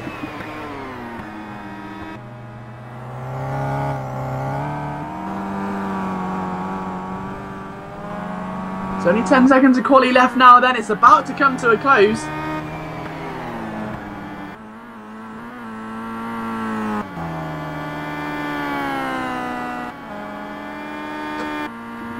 So AJ06 back in the pit lane, Stuntman Mike back in the pit lane. Here comes Jamie over the line then.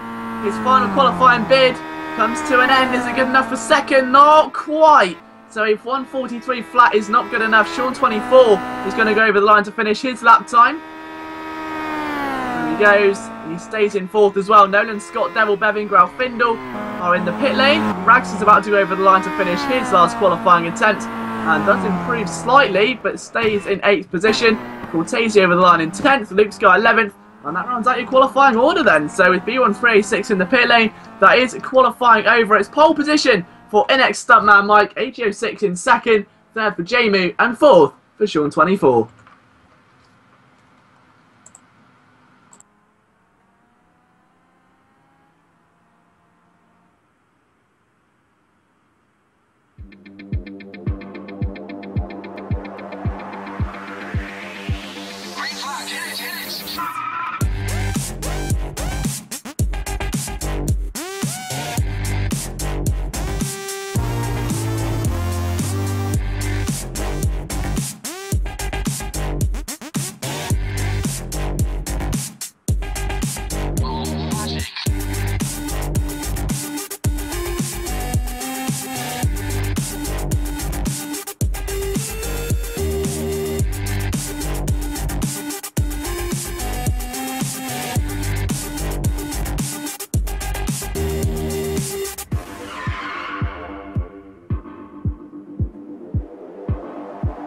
That was a 3-2.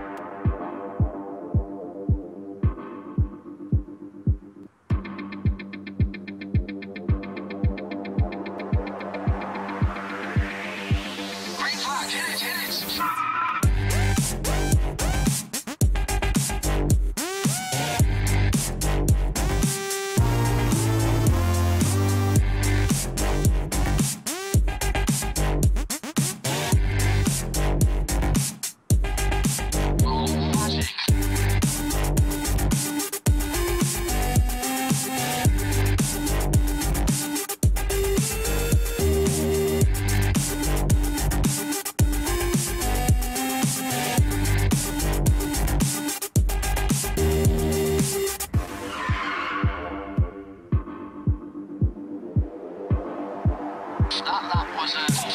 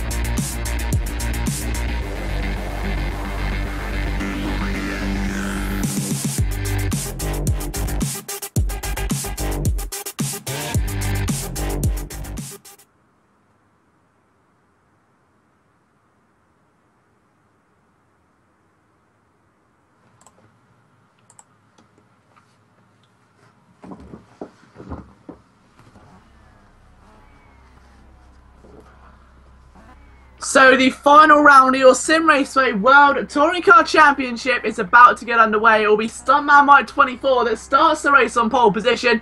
AGO6 lines up directly alongside him in an identical BMW. It's Jamie in third, it's Sean in fourth, Nolan Scott in fifth, Devil Bevan in sixth, as we await the arrival of those three red lights. And they bright up green now. We run down into the first corner, and immediately AGO6 slots in behind Stuntman Mike to try and maybe intimidate him. He doesn't want to make his moves too obvious just yet. And they dart down into the first corner, around the outside to try and Sean 24, and failing miserably there.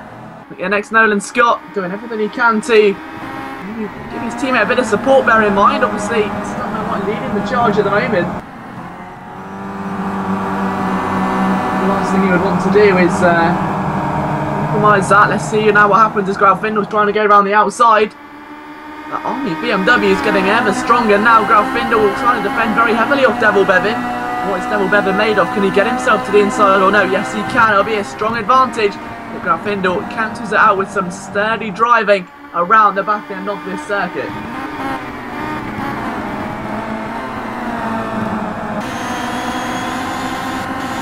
Stuntman Mike's done very well so far in the opening lap. Obviously carried a lot of pace. He's won here before.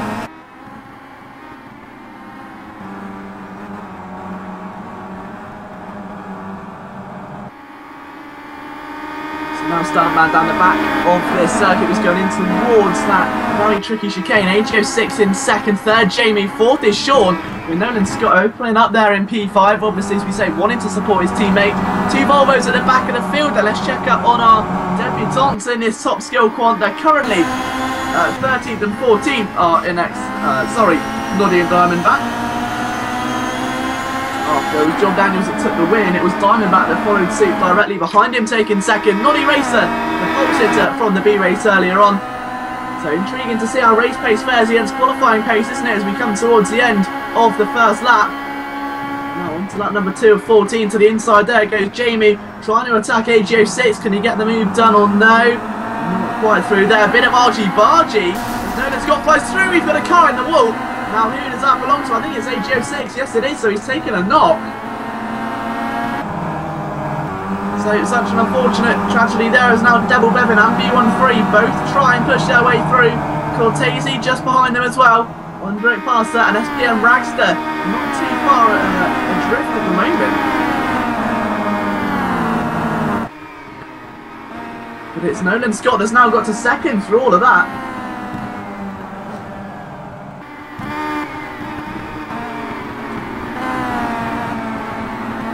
There's now an NX1-2, which is simply incredible. There's no other word for it. An NX1-2.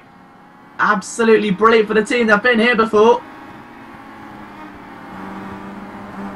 Can they get there again? I mean, bear in mind, Nolan Scott's got a lot of pressure coming to him from Jamie. It was Sean until he had that little wiggle there. That wasn't intentional, I'm sure. Graf Findle there in 5th. 6th is AGO 6th. 7th, Devil Bevin. 8th, B13. 9th, G4Tazy. And 10th, one direct passer. Then just behind Ragster, Luke Sky, Diamondback and Noddy.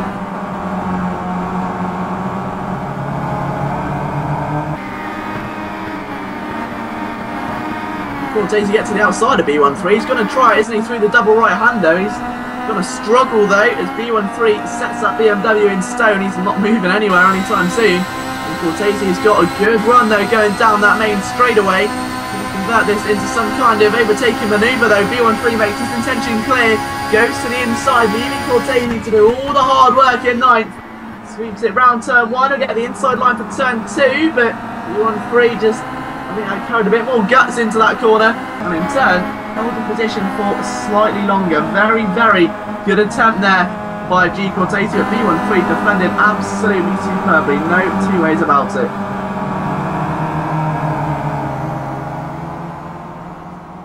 And just behind them as well, that battle with the two Volvos heating up now. Luke Sky and Ragster, and joining them to the inside there actually goes Luke Sky. He'll be on the outside for the next corner. Ragster trying to defend all he can.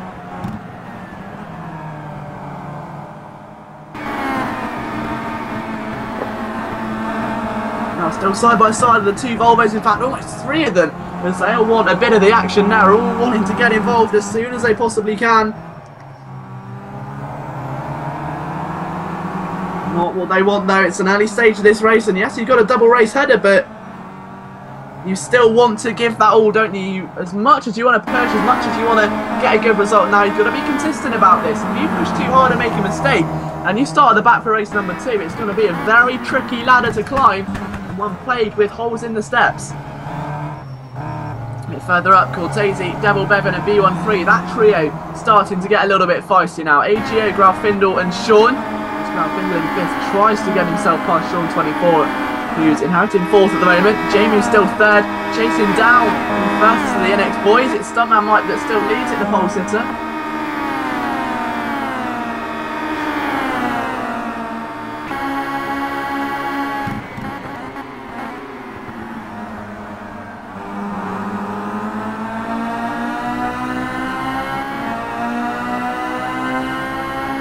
As the racer now just tries to settle down, everyone get into a rhythm. Jamie's there with Sean still trying to push on. His lap time slightly slower than the man in front of him. Sean's got to defend off Graf Findle and AGO 6. B13, Devil Bevin, Cortese all in a battle. Then Andre, Luke Sky, Ragster, Noddy and Diamondback all still in that little war. But the main fight at the moment, Cortese and Devil Bevin having to brake very early there as they go through that long right-hander. Lap 4 of 14 they're on.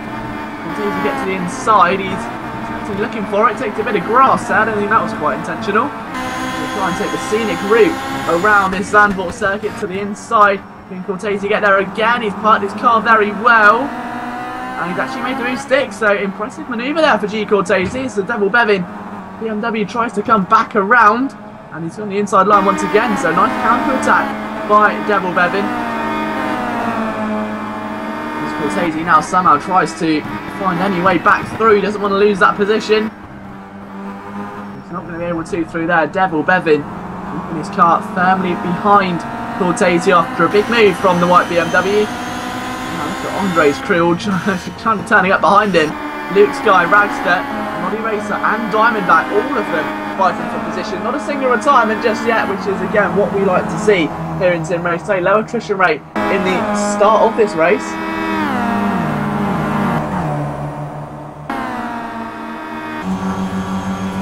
Down the main straight they come, lap number 5 underway, 4 laps completed then, here out of the 14, so 10 more to go. HO6 and Ralph Findle still locked in ahead at the moment, aren't they, as just trying to find a little way to sweep around, but can't quite find the path intended just yet. Sean 24 makes a bit of an error just up ahead.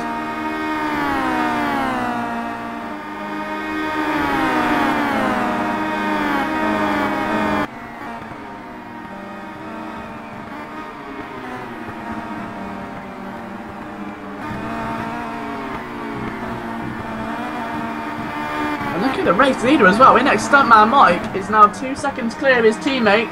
Jamie 1 is in 3rd. 4th place Sean 24. 5th place Findle. He's really pulling away, isn't he, our race leader? And of course the pole sitter as well. He's been here many a time before in his career. And he's really looking to try and seal the deal here today for the SPM team. He's been brilliant so far this championship. His teammate Nolan Scott, what a pairing that's turned out to be. Nolan being a truly exceptional support driver, in fact challenging his teammate to numerous points in the season. Now there's a move there to the inside of the chicane. That's Luke Sky on Andre past there. Point for Luke as they make their way through. He's gone a bit wide, and now Ragster fancies his chances as well. So Team Ragster now to the outside of Andre, and now does not erase us. So they both, all 3 of them go through. The only car not to pass the much wider Chevrolet, who runs out of road faster than you can say BMW 320. The Chevrolet Cruze has now got, however, a good run going down the main straight. What can he make of this? I think he's going to definitely try, isn't he? Diamond back to the inside of the Chevrolet. Obviously much heavier than the BMW. Can't find the momentum needed. The BMW holds the line for just a little longer. The 2 Volvo side by side of Noddy and Ragster there, though. Noddy giving a real go for it, and coming eventually.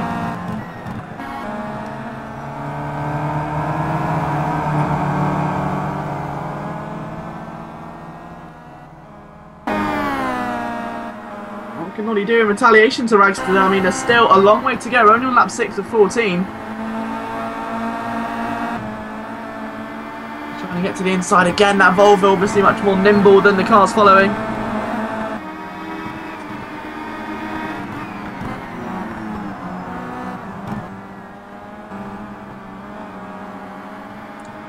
And the drivers, as we say, just try to settle down into this sort of rhythm now that should get them through the mid-race anxieties. It's not always easy because you take a look at what Cortese's doing, and he's doing anything but settle down. He's got to get past these 2 drivers now. B13's got other ideas as AGO6 defends the 2 of them going into the chicane as they come through the double corner again. The double right hand is just around the apex, and what has Cortese got in the tank? He moves to the inside. What his wheels around him, tries to intimidate B13 into thinking that he's got a manoeuvre.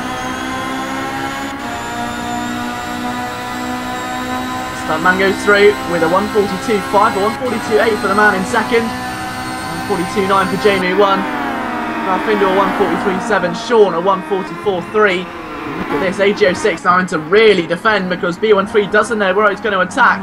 Cortese just waiting to pick up the pieces and put together the perfect little jigsaw. No, that can be a lot easier said than done. B13 cannot make the pass just yet. Bit of a wiggle there as well, and Cortese a bump just behind them.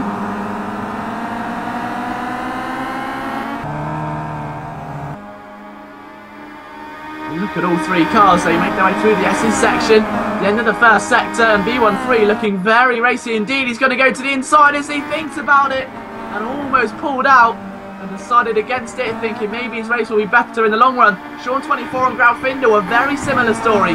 Findle, the defending BMW at the moment, rounding out the top 4. He's got Sean 24 tucked so far up behind him right now. It's getting very up close and personal between those 2 drivers. Sean to the inside, goes for a lunge, and the apex closes up so quickly there, it's just not worth the effort.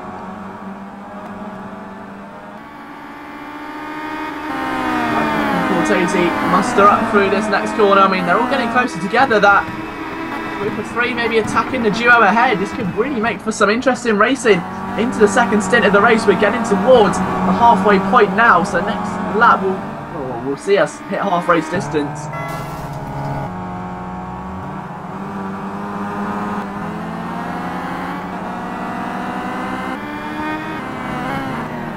Stuntman might complete another lap then. A 142.5 for him, a 142.6 for Nolan Scott, 142.699 for Jamie, 143.4 for Findle.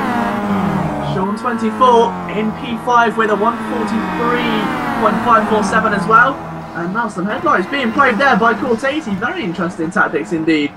Cortese trying to maybe blinding his opponents. They make their way through the very tricky, very nimble opening first sector, the undulating one here that Zandvoort has to offer.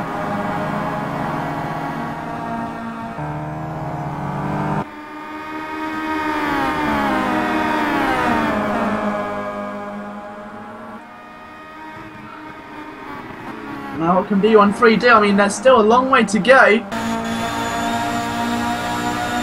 Sean 24 pushing on. Actually breaking away from that pack now. AGO, then B1, then B480.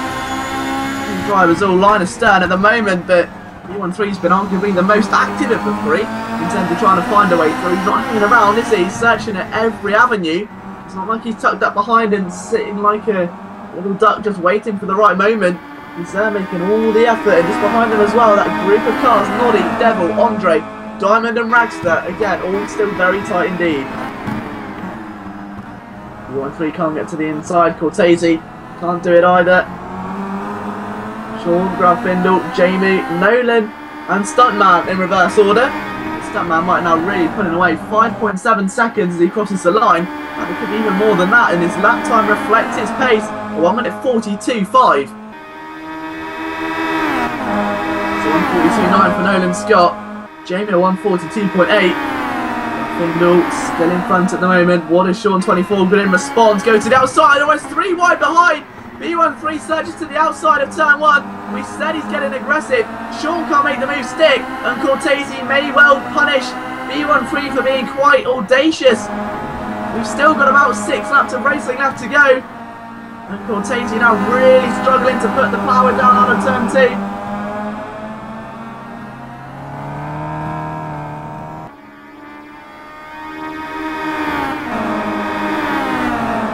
G Cortese got in the bank though now. We've seen B1386 attack. What's he like defending? The playboys get switched and Cortese runs wide. Misses the apex. Obviously his view just filled with the black and orange BMW of B13. And in turn that means he's going to come right out behind Luke Sky. I think luckily evading that battle of Noddy Racer and Co. That's getting way too feisty.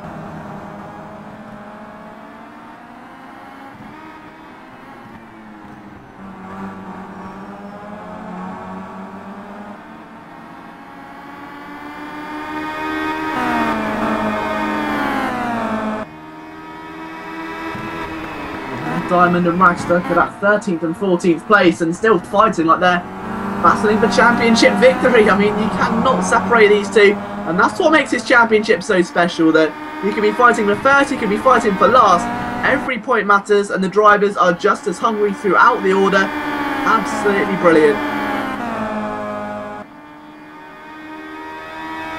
So another lap completed for Stuntman Mike. Nolan Scott in second. In third, Grafindle in fourth. Sean actually trying to get through there, so Sean's tried to make the pass to fourth, and again it's failed. So the BMWs are getting particularly racy in that midfield. AGO and B1386 are left to their own devices after Cortese dropped back through the order.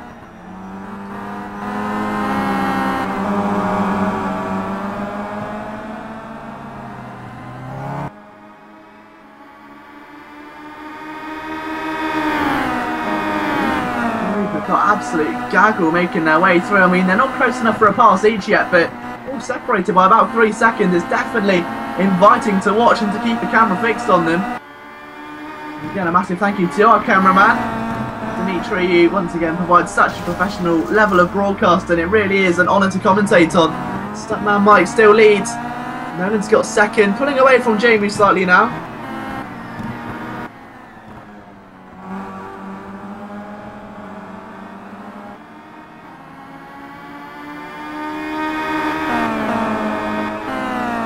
Grafindle fourth, Sean in fifth, and now Sean doing everything he can to get a bit closer, searching for new ways to gain on the car in front, and late breaking into that chicane may be one of them.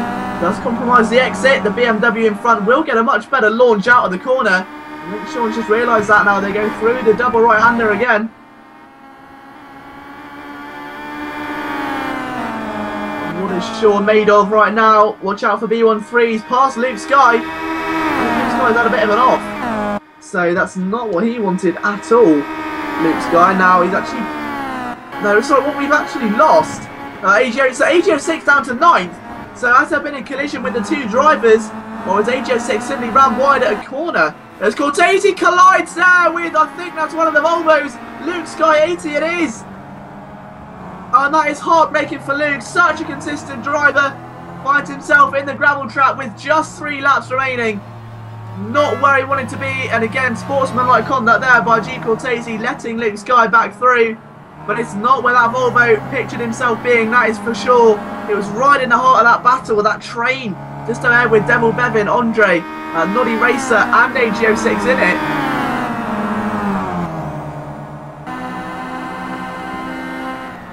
Talking of things getting a bit intense, I think Sean and Graf Findle are about to take the word intense to a whole new level as B13 joins the party and makes it the Three Musketeers. Sean runs a bit wide, the back end screaming out for more grip. And you've got to wonder, is this going to be a good decision? Because as Sean gets closer and tries to get more grip out of the car, pushes for that extra advantage, B1386 is going to be reading them in like a fisherman, but will he leave with a big catch? Or will he not? Let's find out. Jamie won as well, still pushing on in third, and Scott in second.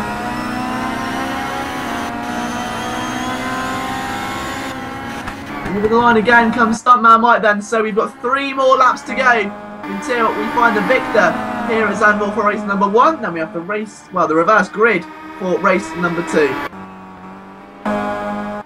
So Nolan, J-Moot, Graf Findle there now side by side with Sean again. Sean's going to go to the inside, Graf Findle's not left much of a choice but to defend the outside line.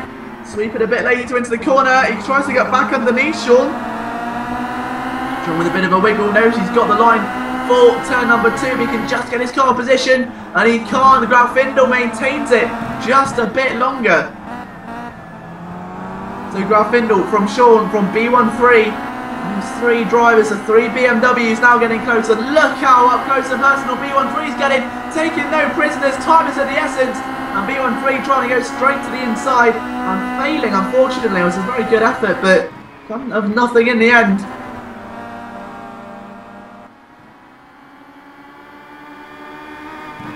Not long remains now until we find ourselves a victor. It looks like it's going to be an Inex Stuntman Mike victory.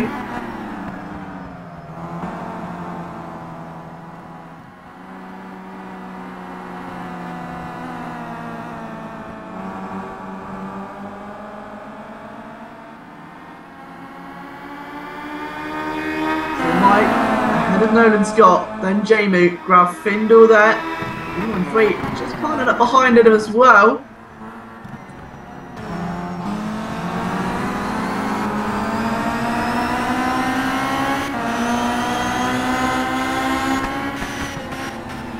Look at this, these 3 drivers still inseparable, a few laps to go.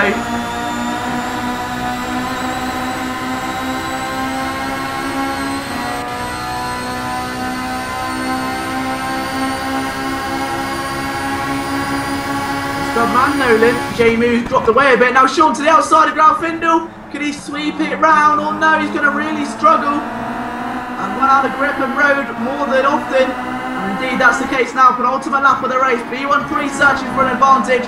Will he be the dark horse here? He's just only joined this battle a couple of laps ago. These two have been going at it hammer and tongue in the past few moments. And Sean with a bit of a squirm. And the BMW really starting to fade away from his control. The train behind's getting close as well as Devil Bevin attacks Noddy Racer.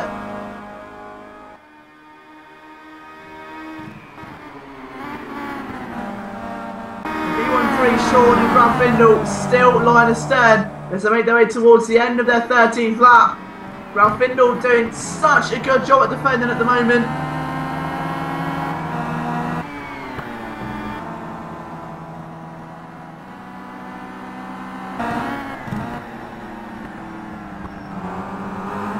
Trying to get to the inside and maybe search for a move he hasn't tried before. He's able to pull alongside and that's been swiftly cut short to, well, much to his despair as he goes into the chicane again. B13 with the lights on, trying to get into his head of the opponents. Look at the 3 of them now, they've just been absolutely incredible to watch today.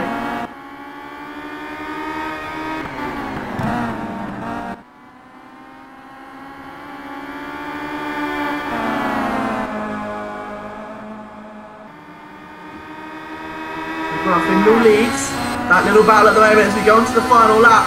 But watch, B13 Sean has lost a lot of time that past lap, and now B13 trying to get to the inside. He's done a good job. Is this going to be the path to shake up the battle? Not quite, but it's a warning sign from the black and orange BMW that Perhaps the winds of change are blowing round Zandvoort. The Volvo defending there from Devil Bevin. Noddy in 9th position trying to hold on. He's lost it. He's been pushed wide by the much bigger BMW. And the poor little Volvo has just been absolutely swamped. Just behind them as well. Cortese's past Luke Sky. Action all the way down the field. Or field even.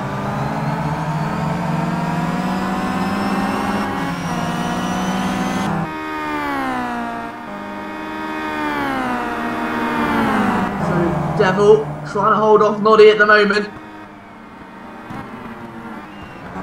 A bit of it, I think wheel touch. Yeah, Devil's off. That was definitely contact.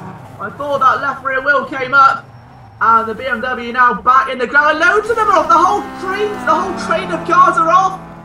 Cortese and Luke say thanks, boys. They go through a position. Ragster, Noddy, Diamondback, Devil Bevin, all off circuit. As we take a look at Stuntman Mike, because he's just one corner away from making this another victory though.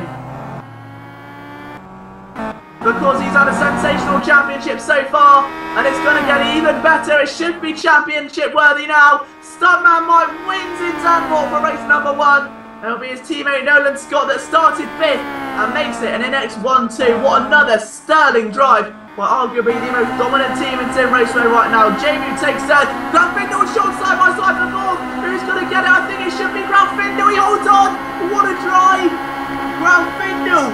Absolutely sensational defending. Deserved that driver of the day award surely there. Sean 5th, B136. 7th AGO6, 8th Andre, 9th Cortese, 10th Luke Sky, 11th Diamondback, 12th Devil Bevin, 13th Noddy Racer and 14th SPM Ragster. Thank you so much for tuning in, but the best is still yet to come. The reverse grid action from Zandvoort will get underway in just a few moments' time.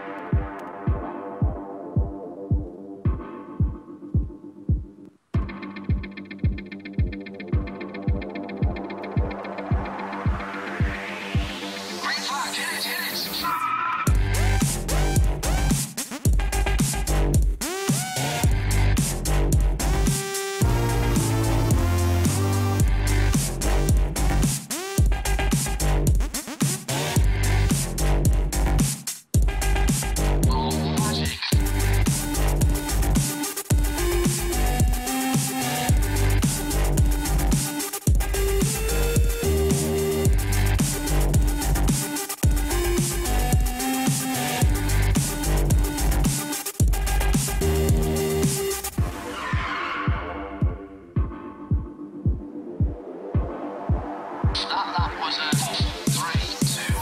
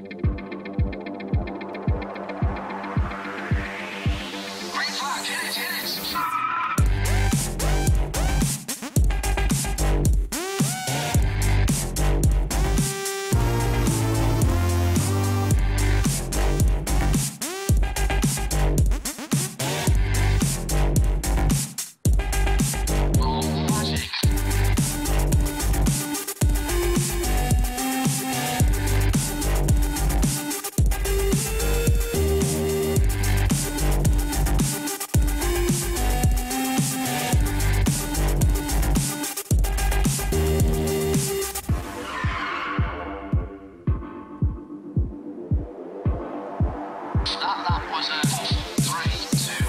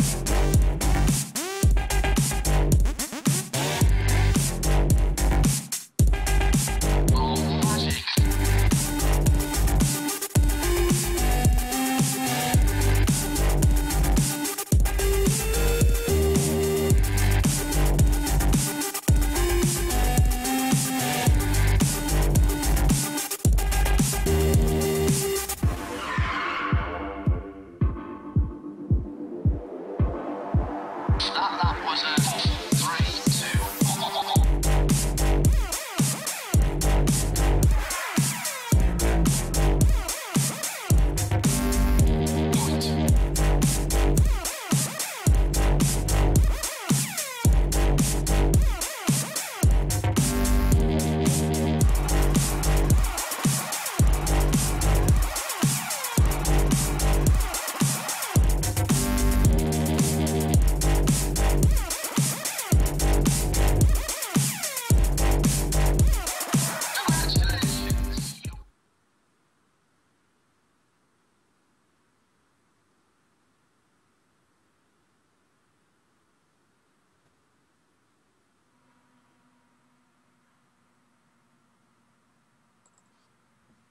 Hello everybody and welcome back live to the Zandvoort circuit for the final race of your Simraceway World Touring Car Championship. B13 on pole, our race winner and pole sitter from last time, starts from 12th on the grid. We wait the 3 red lights. B13 just waiting to see if he can get a good run down to the first corner. Probably the unsung hero of last race, so close to his opposition, and down to turn 1 he goes. And a slow start there by Luke Sky's Volvo, very slow off the line. Completely swarmed by Andre Parser and G. Cortati as they go down in towards that first apex.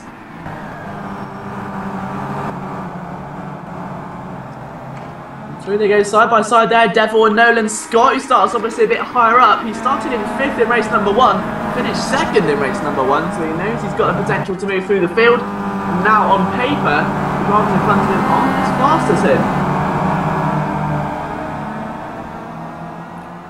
So Devil Bevin in 6th place now, trying to move on and keep Nolan Scott at bay. Now that is a lot easier said than done.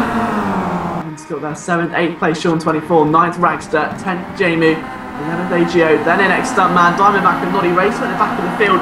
Obviously the 2 reserve drivers who don't need to qualify, they start both races from the back of the grid, which is their disadvantage to being in reserves, but the plus side is they get to race with the top calibre of drivers here in Sim Raceway. That's Baxter off completely to the Volvo, way off into the gravel trap.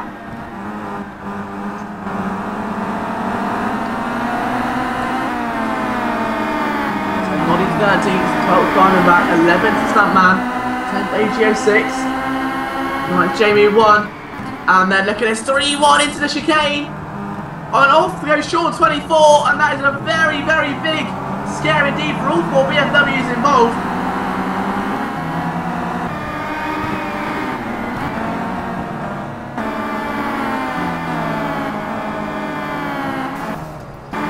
still to be well. We've got one off there. Now the AGO6 is off in the barriers. Now through the final corner come this gaggle of cars again. Devil, Stuntman, Diamondback, all of them making their way down the main straight. Devil just maintaining his momentum at the moment. Look at this now. Oh, there's a contact there, and off goes Diamondback, hit by an Audi Racer, who stopped to let him back through. So thank you very much there, says SPM Ragster is recovering quite well. Nolan still sick at the moment. Our race winner Stuntman Mike is in a 9th position. So he started from 12th, he's already gained 3 positions, still a long way to go before the end of the race. But he's definitely moving in the right direction. Obviously we've seen what he's like at the very front of the field without competition, it's just him versus the racetrack. Now he's got to work on his racecraft and get past opposition. Yes, you can lap it all the way around this circuit as fast as he possibly can. Lap after lap, but you can't do that with another car behind you or in front of you or chasing. It becomes a whole different ball game entirely. You can be the fastest driver in the game and not be able to pass a simple car in front of you.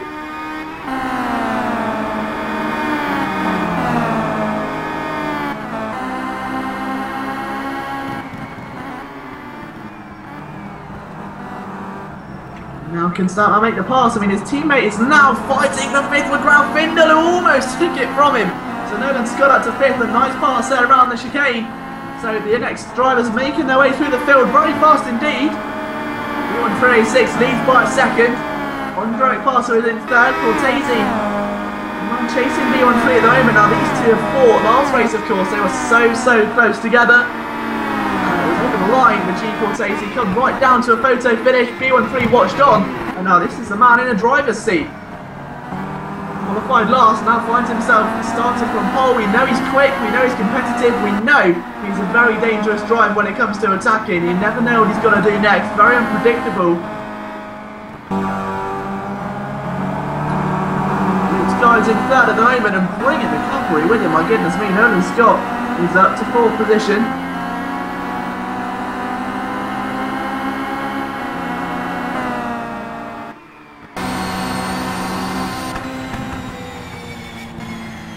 Nolan seeing what he can do as he tries to attack Luke Sky's Volvo. The 2 on paper, you can say a complete mismatch, but this is the beauty of Sim Raceway.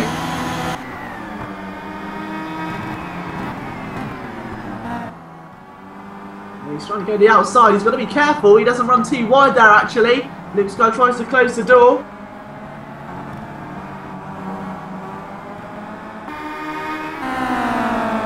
Luke Sky is trying to maybe pass back against the NX driver.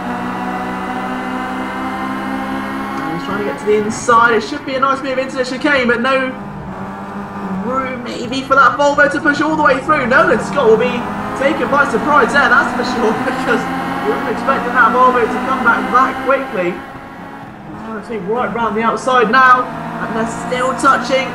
Reluctant to let go, and Nolan Scott somehow wins the war there. That was defiant driving by the NX star. And now look at that 3 BMWs lined up behind Luke. So 1 car dispersed. Battle for the lead as well. Look at this, Cortese and B13 side by side. Cortese moves into turn number 1. B13 simply can't make it stick. So B13 down to 2nd place. He's got almost lost 4th, well 3rd place for a minute as Luke's going to try to come back.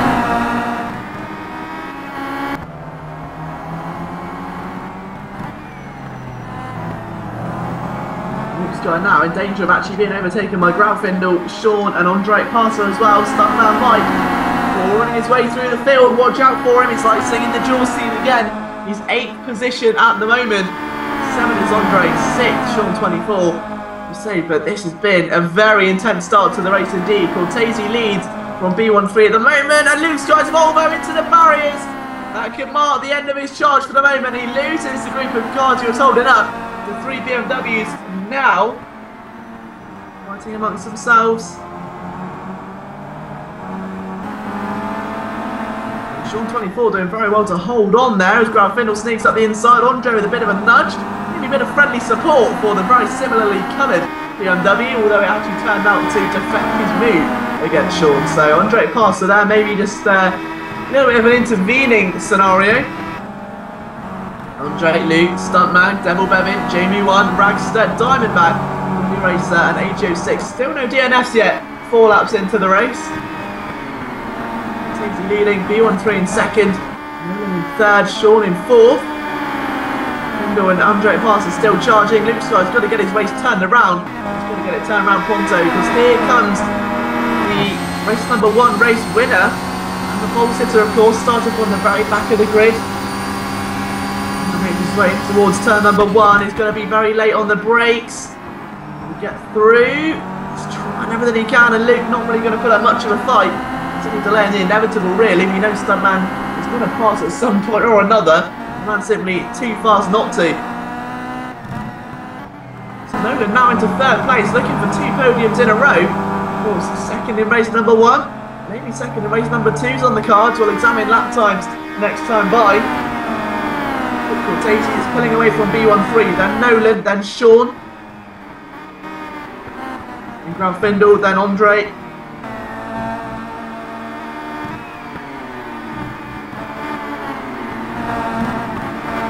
So Andre passes still 6th, 7th Stuntman, then it's Luke, of course, and a big dust trail left there by Jamie, it looked like, and Raxter getting all the dirt. Yeah, it's Diamondback that's gone way off into the gravel. Our only Chevrolet competing today. Currently 12th position out of 14. Not what he wanted in the slightest. As Noddy Racer tries to come back. The 2 reserve drivers who raced in the B race. It was Diamondback that took second place in that one. Noddy Racer, of course, in the B race took a pole position. I think it was some contact with Mr. PA sent him flying down the order. And unfortunately, I think it was 6th place he finished in the end, if I'm not mistaken. So not a bad race, but it could have been a lot better. It should have been a lot better. Maybe should have been a victory. It was a Volvo 1-2 that ended up with a BMW and a Chevrolet 1-2. However, this race started off with the BMW of B13. It's now the BMW of G. Cortese that's leading the pace at the moment. He's got everyone right in the palm of his hand, doesn't he? Dictating the pace of the race, and knowing that the much faster drivers are stuck behind other people, other than Nolan Scott, who's gaining.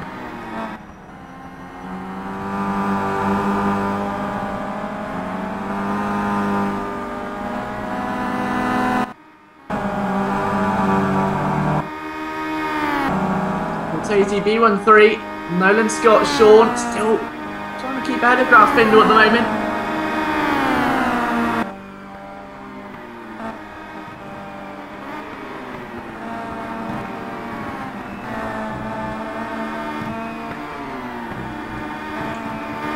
Now these drivers trying to settle into a rhythm. We're approaching that mid-race stage as well, bear in mind. The drivers turn into heroes, heroes into legends.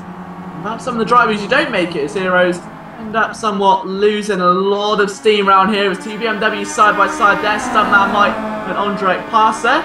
So our race winner from earlier on.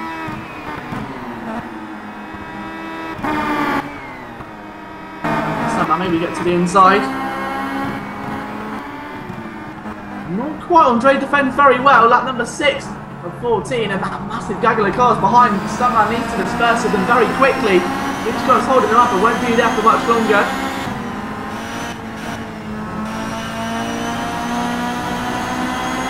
So that means that obviously as soon as they get past Luke Scott, they'll be right on the back of our race winner from earlier on. Stuntman Mike is really, really struggling right now, isn't he, to get past Andre Passer. Can he move it into turn 1? We approach half race distance.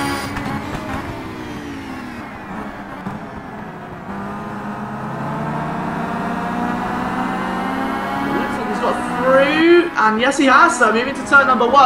Listen up, the 2 BMWs are identical in terms of livery, but Stuntman Mike has got through. Now into 6th place. Next man on the hit list is Granfindel. 1.5 seconds up the road. His teammate Nolan Scott is about 5 seconds away from B13, so he's not gained as much as he would have liked.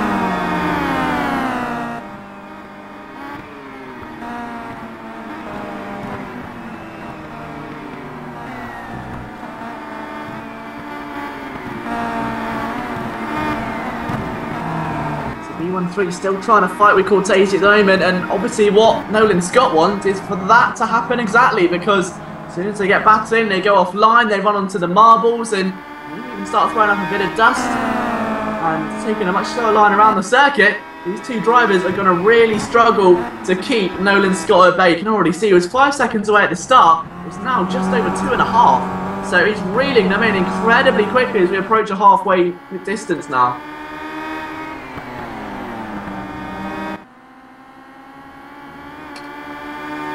B13. Let's just see if we can get a slipstream going down the main straight then. We're halfway through the final race of the season. B13 in the draft at the moment, doing everything in his power to keep him at bay. 142.868 for B13. Heavy on the brake in there for G. Cortese. He dives into the first corner. Nolan Scott is third. Sean still fourth. Then it's Graf Findle. Stuntman is P6.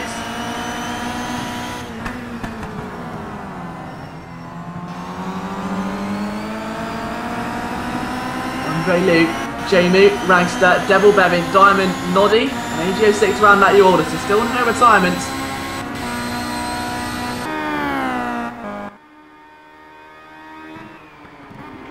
And look at this now though, the battle really starting to pick up between Inex Stuntman and Graf Findle. The last time we checked on him, he was just about down the road, 3-4 seconds down the road, and now Stuntman Mike is really starting to reel him in. Graf Findle offline there, about on the grass. And that car wiggling around, he's done very well to control it. And now can Stuntman Mike perhaps punish him for the moment of maybe lapse of concentration. He's trying to get to the outside of the corner. Sean 24, you're watching him very nervously.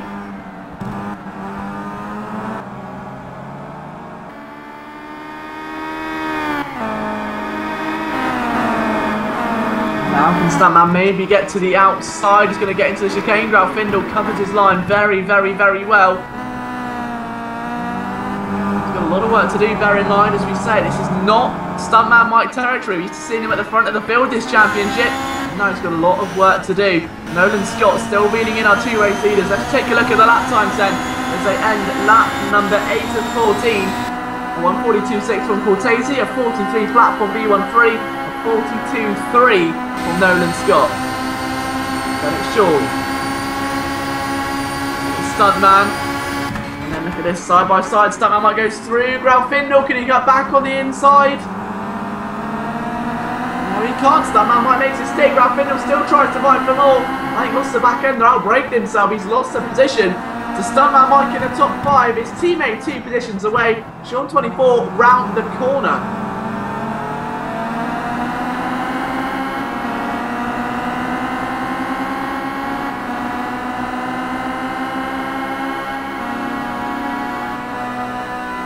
Look at this now, Stuntman Mike's got a lot of work to do should he want a podium, but it's technically achievable, or at least 4th. Sean 24 only 4 seconds up the road, and we know that he's going to be slashed in half almost from the end of next lap, and just going to slashed in half. This is almost a 3-way battle for the lead. Nolan Scott just 1.7 seconds away.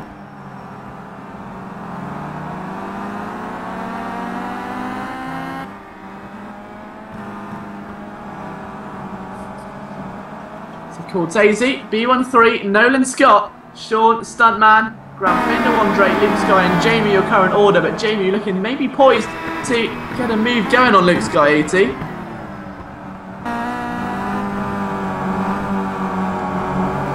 Now what can Jamie do against Luke? That blue Volvo starting to really struggle now.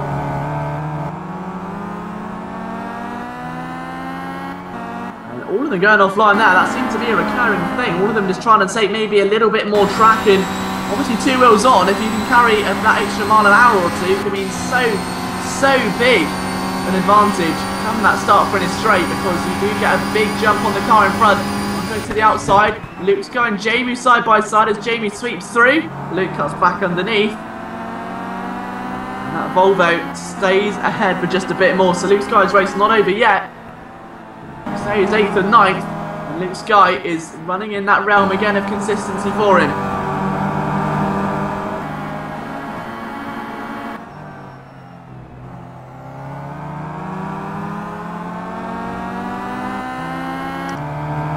So Cortese now 1.6 seconds away. Well, 1.6 seconds clear, we should say, of B13. Nolan Scott is only 3 seconds away from the leader now, not even 3 seconds away from B13. His teammate is 11, that was 14 previously. So the 2 NX drivers Like jetted up on rocket fuel or something. Because they are simply flying around this Zandvoort circuit. B13 doing all in his power to catch Cortese before the race is up. And more importantly, before the impending doom of Nolan Scott reaches him. If he can pass Cortese, he's going to keep Nolan Scott occupied. They've got 5 laps remaining, 4 at the end of this lap. Which means that if B13 can pass, it's going to take about another lap or 2 for Nolan Scott to catch Cortese. And they'll take another lap or 2 on top for him to pass. So B13 needs to make this pass now if he has any chance of winning this race.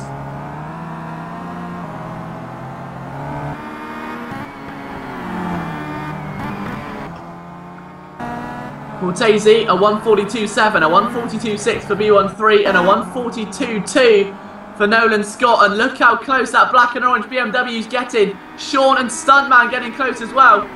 We could see technically 2 NX cars safely inside the top 4. And that will be a very big achievement. 3 podiums in 2 races is absolutely outstanding for any team. For these 2 drivers, I mean, so much. And Nolan Scott had to do this last time, didn't he? And gain on his teammate.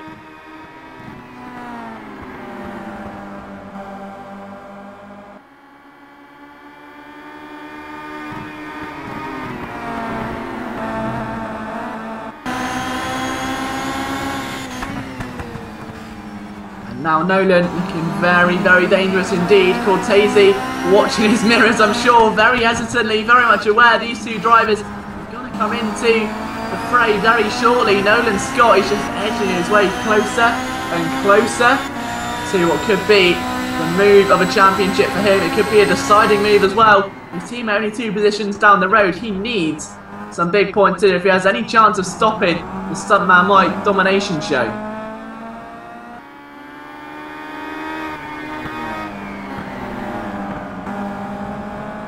Nolan, with just a few more laps to go, he's got a real chance of taking 2 victories from 2 races for the NX team, and a first and a second.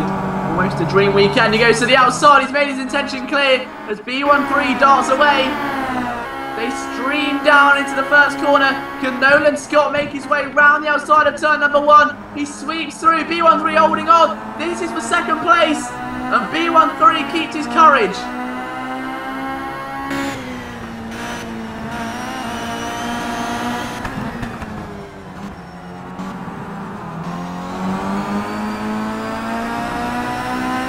Watch Nolan Scott, what's he got planned? We've seen this move many times before. Goes to the inside. Going to be very risky. Look how close the front wheel is to that rear wheel.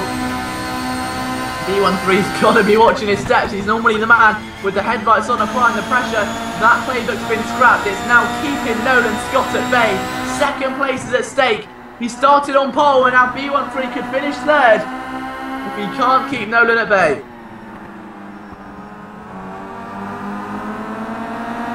What is Nolan capable of? He's trying to move at any corner at all. The apex closes up so tightly. We've not seen a successful move here all day long. The B13 power it round the outside. A drag race down this little straight. B13 with the advantage, using the side drop that NX offers. And now into that chicane before the final corner. Nolan Scott holding on at the moment. And he's got the move done. What an impressive display of attacking mastermind by Nolan Scott. Absolutely brilliant. So Nolan into second, B13 3rd. Sean is now 4th with the Stuntman Mike turned up right behind him. Grafindo and Jamu also right behind each other. Andre and Luke also very close indeed. Devil Bevin and SPM Ragster aren't that far adrift either as they cross the line to start the penultimate lap to go. To the outside now comes Nolan Scott. Hold on as B13 sweeps it round.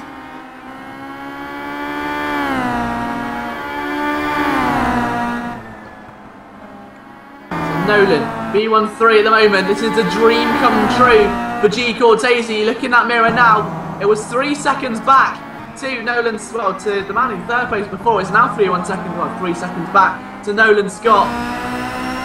And he's only got 2 laps to find 3 seconds. He would have to mount some sensational lap time to even catch Cortese, providing G Cortese does not make a mistake.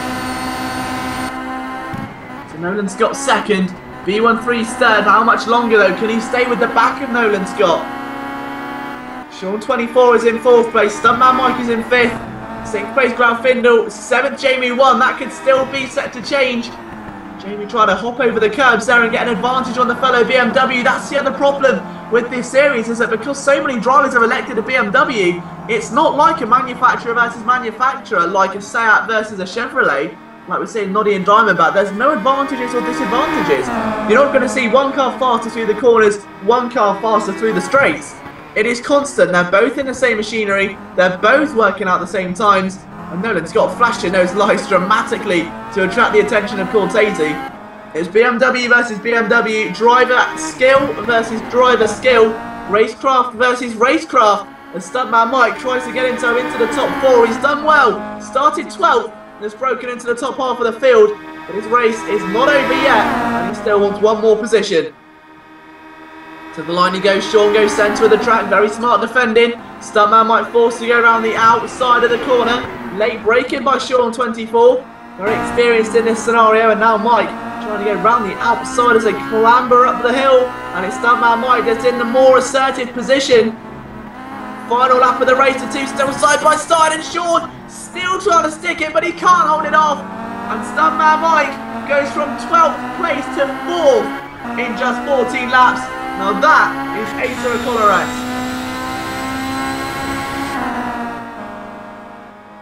Stuntman B13, Nolan, Cortese in reverse order. Nolan, I don't think it's going to catch Cortese though. Not with half a lap to go. Stuntman can still lose out there to Sean. Jamie can still lose out to Graufinkel. Andre Passer can still lose out to the Volvo of Luke Sky 80 if he's not careful. Now Luke going to the inside. Andre shuts the door. Very close indeed. That could have been contact.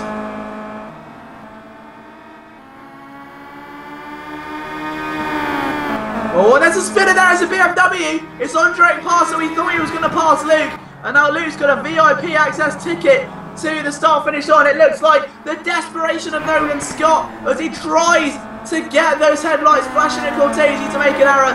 But it's not this day it happens. The final race of the World Touring Car Championship 2014 will go to G. Cortese. What a drive!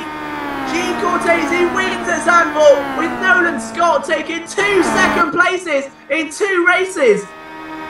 How incredible is Nolan Scott? Driver of the afternoon surely. 3rd is B13. 4th, Stuntman Mike. 5th, Sean 24. Jamie stays 5th ahead of Graufinkel.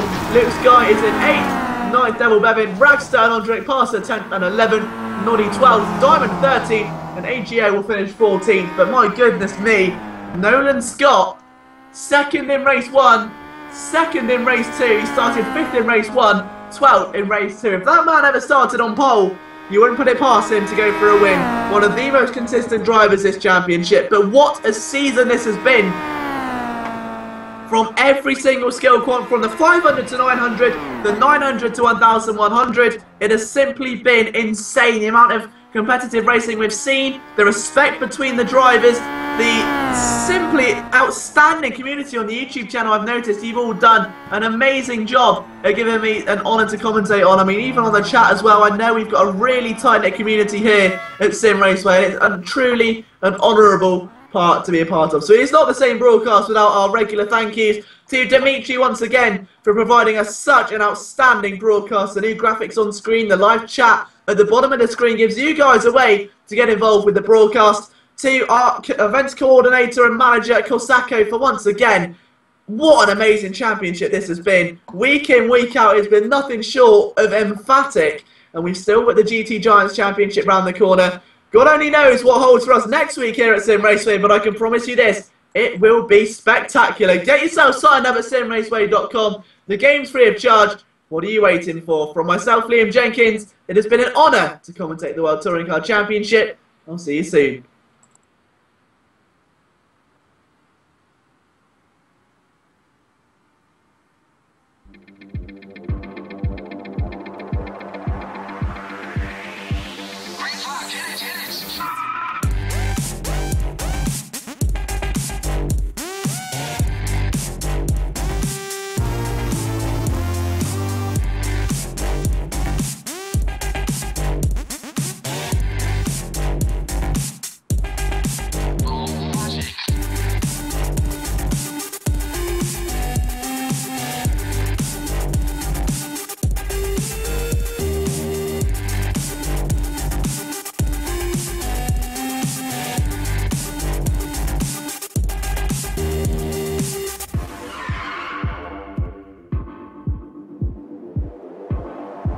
That was a 3-2.